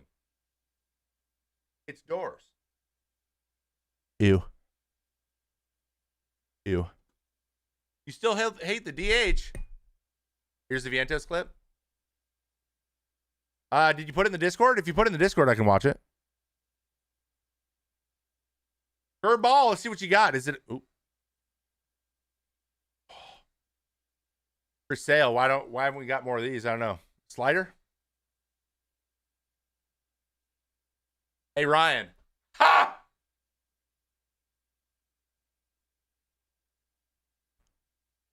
Ha! Ryan. Look at Ryan. Ha! Ryan. It's actually mind-boggling how many times Chris Sale has done that to hitters in that park.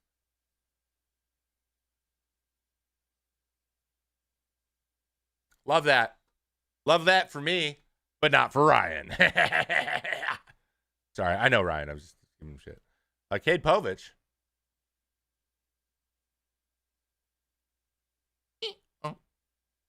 Pretty good. Pretty neat. Pretty nice. Pretty classy. Very demure. Very classy. Very classy, very demure. I love that. Very nice. We just watched that. We just watched that one.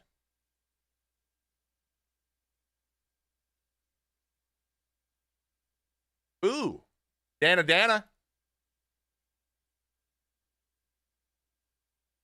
Holy shit, that was like a this guy pitches like a wiffle ball pitcher.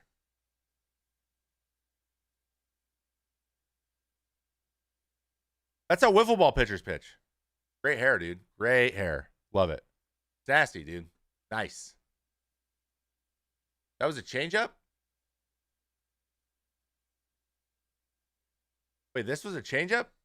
No, it wasn't. No way. That's a slider. What are we talking about? Can I get an invite to Discord? This is blocked in my job, LOL. It should also work in on YouTube too, dude. Exclamation point Discord.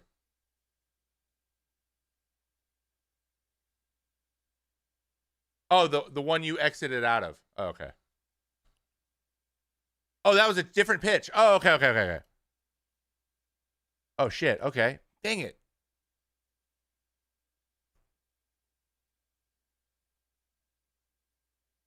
Well, now I need it again.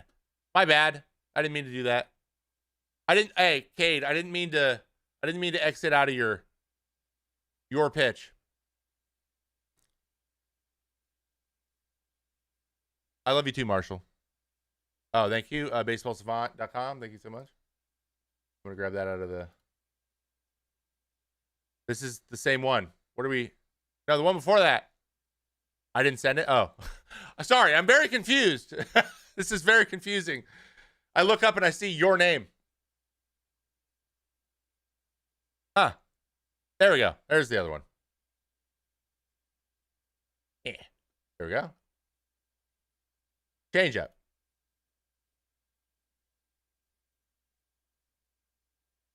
Okay, that's not it. Anyway.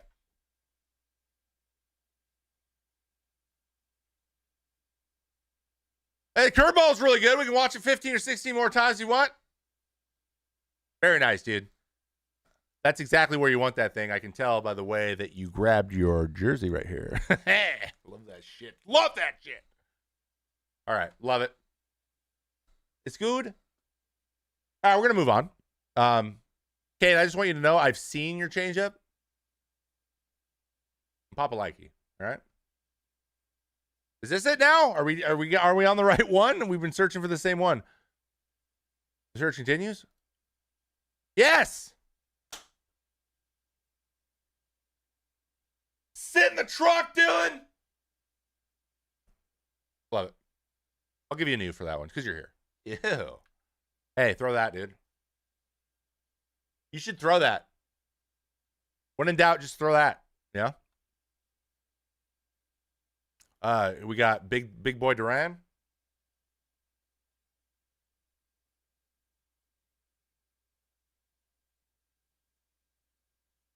Oh my god. That's the latest breaking curveball I've seen in a long time, bro. What the hell? What the dickens?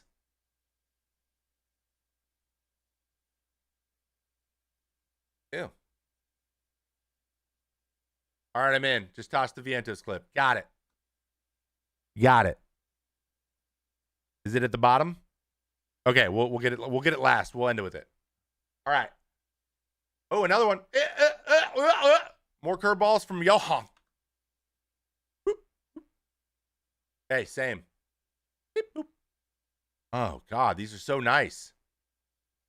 That one's okay, but these ones are great. Oh yeah, buckled, and then just like no shot. Chat, this is exactly how you throw two breaking balls in a row right here. You're like, here's the first one. No, that's the second one. You're like, all right, strike one. He's like, okay, I didn't expect that. Thought I was going to get the 100. Oh, now I have to swing because it was a strike and it wasn't. And then he's like, and I thought it was a ball and now I'm dead. Okay, cool. Awesome. See you later. See you later. Ew. Good morning, good evening, good night. You may take your seat on this train in the back. Take a nap. Thank you so much. Just punch tickets. Just punch tickets. All right, Dean.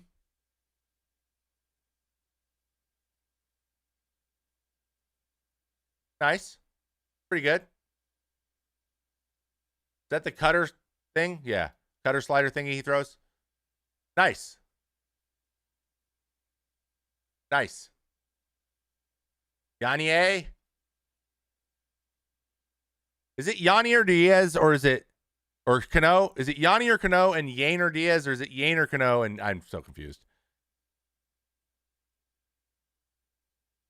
97 sinker down and in. Dude, first of all, Caballero he has taken strays left. He's been like 7 of the or 8 of these videos. Good old Dean Kramer Slutter. Here. No through 5. Did they end up winning? Also, this is the Araldus Chapman stare. And I wish I had something like that. Kind of badass. I never did it. And that's one of the biggest regrets in my career. Not having a stare. Wanted one bad. Lucas Williams against Halverson. Who the f is this guy? Why did...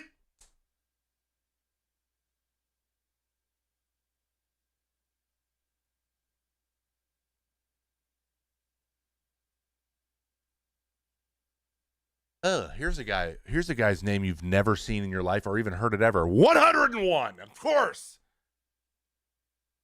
That Cano moment came in base loaded, no outs. He Houdini'd it. His bad, dude. His freaking bad, bro. That was sick. And also, hey, at least I got my gold card before this happened, right? before everyone's like, this guy sucks. He only throws 95.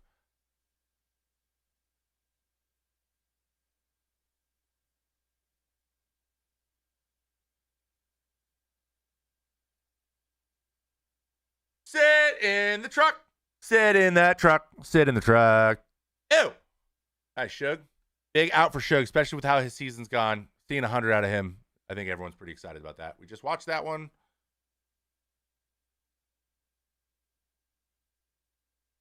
Oh, is this the Edward Cabrera 96 turbo changeup? So, okay, guys, I want you to know before we watch this, because I'm sure it's great. I'm sure it's a great pitch. But when your changeup gets so hard that it's no longer a changeup, it's not. I can't call it nasty anymore. So let's put that out there. Like, that's a sinker. It's a really good sinker. The movement moved really good.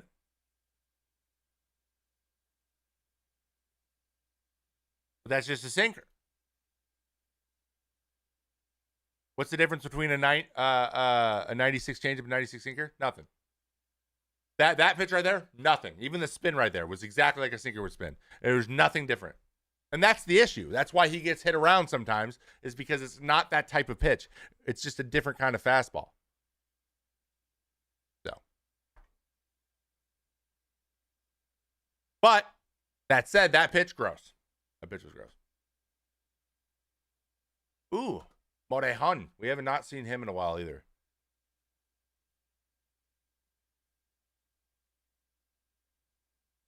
Pretty good. Pretty good. That was solid. Solid slide. That's just how a slider should be. It's really good. Should he be trying to kill the spin on that? I just think all he's trying to do is get it to move. It's just a movement pitch, and that's how he gets to move. Solid. That's just where you're supposed to throw the ball. It's really nice. Really nice. All right, last one. This is Vientos' swing from yesterday. This is highly requested by everyone in the chat. I thought you would enjoy it.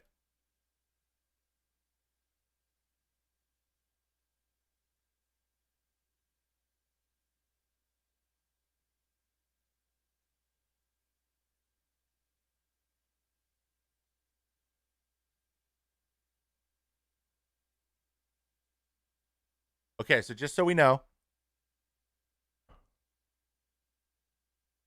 So if you carry the one, whatever, he missed by 3 feet.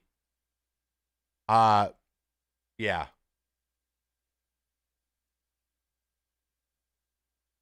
Yeah, so.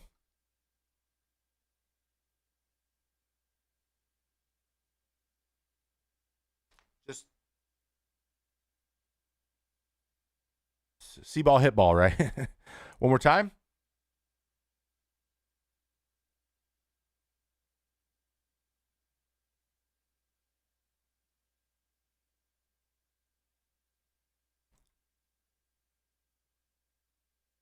Oh, look, a video that I don't want to watch.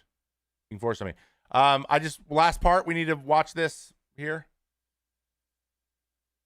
I hate Film Room. I hate this whole product. I hate everything about it. Just know that's the face you're supposed to make. So, it's all right, Mark. You're having a phenomenal year. So we'll forgive you for that one. But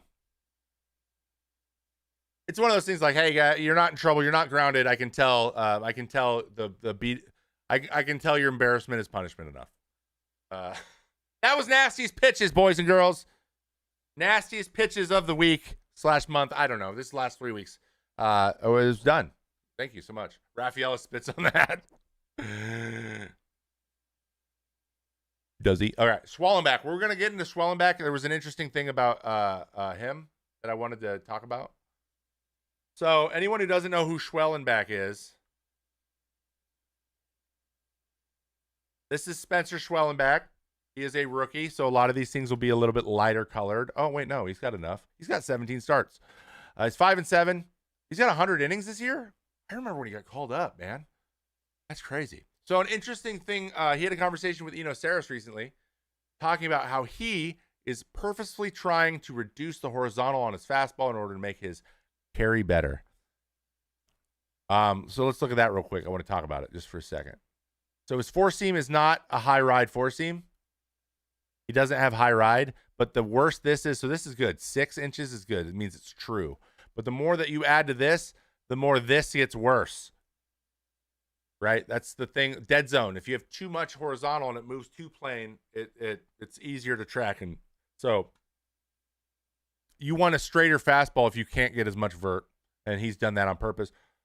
But it's pretty clear his slider is his best pitch, and he's a depth guy for sure. Everything is depth. He doesn't have a lot of horizontal on anything. His splitter's pretty good too, isn't it? No, it's his slider. No, yeah, his splitter's good. Yeah, he's got a good depth on his splitter too. Throws both these pitches a lot. But his four seam gets hit the hardest because it's probably the least good pitch. Who was the underrated MLB pitcher you were talking about? Caleb Ort? Yes, that's who I was talking about. Dude, 98th percentile in chase. He's really good at in zone, out zone. Really good at in zone, out zone. This is really good command for the slider. Look at these two spots. First strike for a ball. No wonder he's so high on chase. This chase number, 36% chase, is literally because of this. I go look and I go, hey, so how is the clustering? Is it like half out of the zone, half in the zone? And his splitter, his slider, and his cutter are about half and half. That's going to get you chase. That means it's a coin flip whether or not it's going to be a strike or a ball. You're more likely to get guys to swing at pitches that are out of the zone when you're able to do that. So, very good. Very, very good. How are we doing on whiff rates and stuff? He's only got the split and the curve are only over 30%, which is good. Basically, 30% whiff is like your I think cutoff for an elite pitch. So he's out there and he's pitching. He's been really good for them. More strikeouts than innings. It's a good sign. He's given up how many total hits? I'm doing math right now for some reason. 63, 76, 85, 90. He's given up 90 hits in 97 innings. Also good. But it comes down to this. His chase rates are great and has made everything else really, really good. His command in and out of the zone is what his bread and butter is. The thing is, how do you approach a guy like this in the playoffs? What you do is you get him in a situation where he's in mid counts and falling behind with his off speed stuff early, like throwing the stuff in the zone, out of the zone. You want to try to get some of these out of the zone, spit on those so that he has to throw the fastball in the zone again. That's really how you do it. You just get him to think, I need to go to fastball here to get the ball over the plate and get that, and reduce the confidence in these pitches. And then there you got him. You can go crazy. He was my shortstop in college and would close games. That's awesome. That's dope. Have I heard of Francis Pena?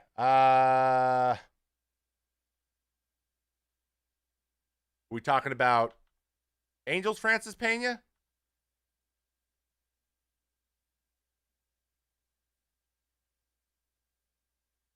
No, he's a prospect. No, I don't know about. I'm not a huge prospect guy. Not a huge prospect guy yet. Have you seen Gallo's stats against two-strike fastballs? It's really bad. I have seen it. It's almost so bad I'm sad when I see it. Almost so bad I'm sad when I see it.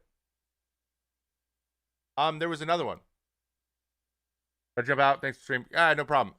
Caleb Ort. Let's check Caleb Ort real quick, and then I got to take off, guys. Caleb Ort.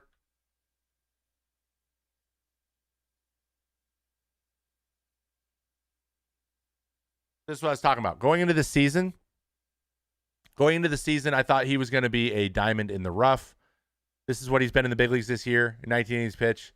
Last couple years, remember, so there was there was that famous thing, right, where Jared Carrabis was talking shit about him when he was on the Red Sox, and then Matt Strom came in and defended him and blah, blah, blah, which I liked, and, I think it was fine the way those things happened, but this guy's nasty, and the Mariners picked him up in the offseason for a minute and then DFA'd him again. So it's 98, 97.6 average fastball. His expected stats are all really good. But look at his stuff. Crazy. He is the best four-seam fastball in the major leagues. Caleb Ort has the best terms of vertical movement. There is no one else under 10% or 10 inches of drop that I know of. This is like an average of 21, 22 inches of vert.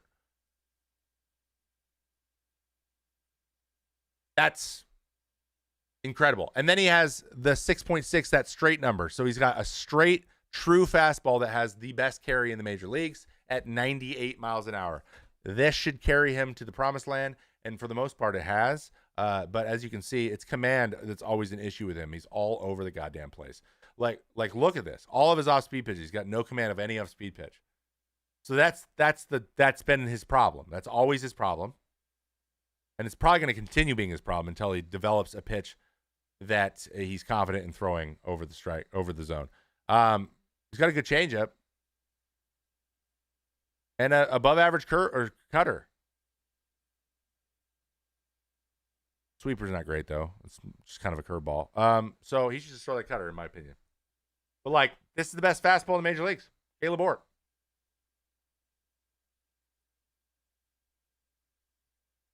Sean Reynolds.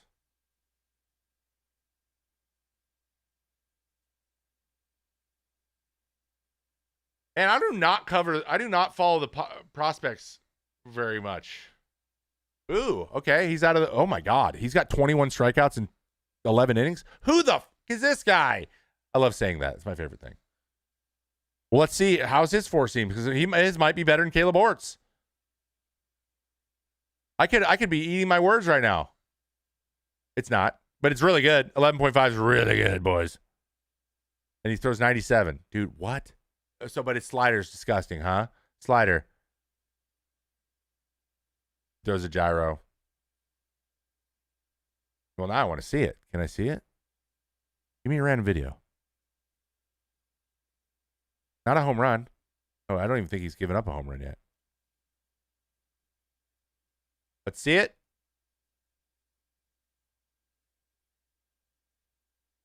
Can I say why Gavin Lux has turned his season around so well? We talked about this a lot on Sunday Night Baseball with him when the Dodgers had that game. And it's just he's swinging at pitches that he can handle better. It's just that simple. Someone asked for some Mayday K videos sent to your ex. Someone asked for Mayday K videos, like videos of me striking people out.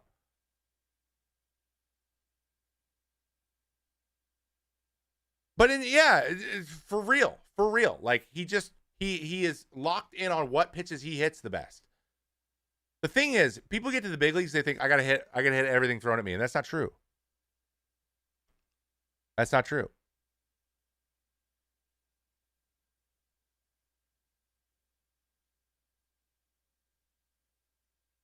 Oh, this is me? This is me nasty pitches? Let me see. How long is it?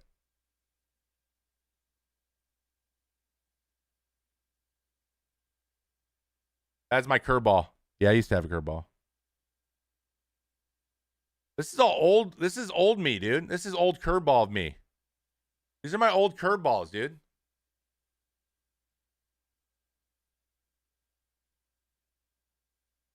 Except for that one. Yeah!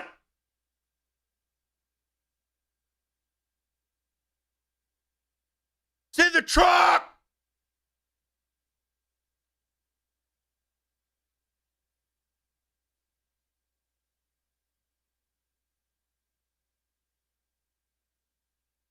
I love that we watched him walk all the way back.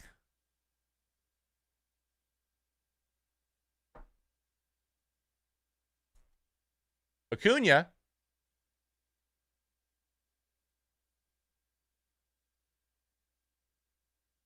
The seat is yours. Let's see that last one again. Look at this paint job, dude.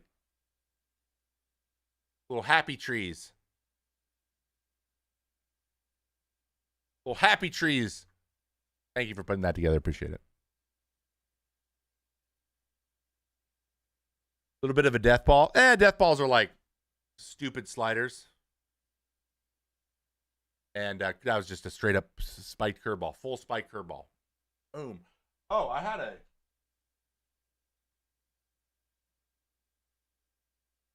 took a picture. I think I took a picture. Hold on, I'll show you. See if I can get it up on my phone, and then I got to take off, guys.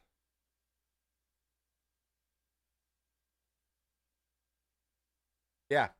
You can see it here. Maybe. Maybe. You can't see it at all. It's too bright. It's very obvious. My spike on my curveball like this. Very obviously. Like almost like I was flipping off the catcher. Hello, Trevor. I'm from the DR, and I want to know about your Dominican partners in your career. Specifically, like what? What do you want to know? Did you ever sign cards for Topps? More than I can tell you about. More than I can remember.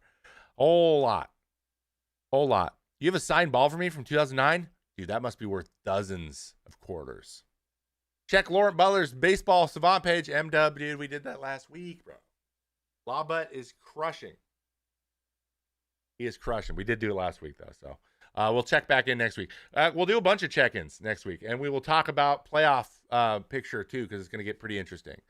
Do it again. I don't want to. I gotta take off, guys. So, okay, before we go, though, I need to give you a little bit of, time to take it to Discord. Hell yeah, dude. Take it to Discord. Last couple things before I go. One, merch is up. Go check it out. We got the JPT. We got the Just Punch ticket stickers. There's the Flushing version. This is the big one. This is the medium one. I would highly recommend getting the big or the medium. The small is really small. And by the way, I can't, these are as cheap as I can make them. They won't let me make these any cheaper, and it's driving me nuts. This is $5. I don't like that at all. I try to make them like $1, and it won't let me. It's like $5 is as cheap as you can make it. So I'm like, okay. So get the big ones. I would highly recommend get the big ones or the medium ones if you want a little smaller. Okay. Also, we are still going Mondays every Monday at 8 a.m. I'm shooting for that every time. But right now we are in baby watch. I just want you to know, Kate is very close to 38 weeks pregnant. So like anytime at this point, anytime in the next 4 weeks, there's going to be a little one on the way. And then I will update you. I will probably take, depending on if it's like a Sunday, definitely taking that Monday off and probably the next one. Probably going to take 2 off. But if it's like a Tuesday or Wednesday, we'll probably just take, I'm going to need 10 to 14 days just to figure the F out how to be a dad and not worry about this stuff. So I'll just take a week or 2 off from this show anyway. I'll still be doing the pods and stuff. Those are things that I've already committed to. But, and then we'll just go from there. I have a bunch of YouTube videos that have been recorded and just need to be edited and just like behind the scenes and just like hang out and just do it a little bit here and there. And so that'll probably happen more. But I don't have a full-time job, so we'll see. But things are in flux. They're going to be in flux. So I appreciate you. Also, make sure you go sign up for Underdog Fantasy, Sports.com.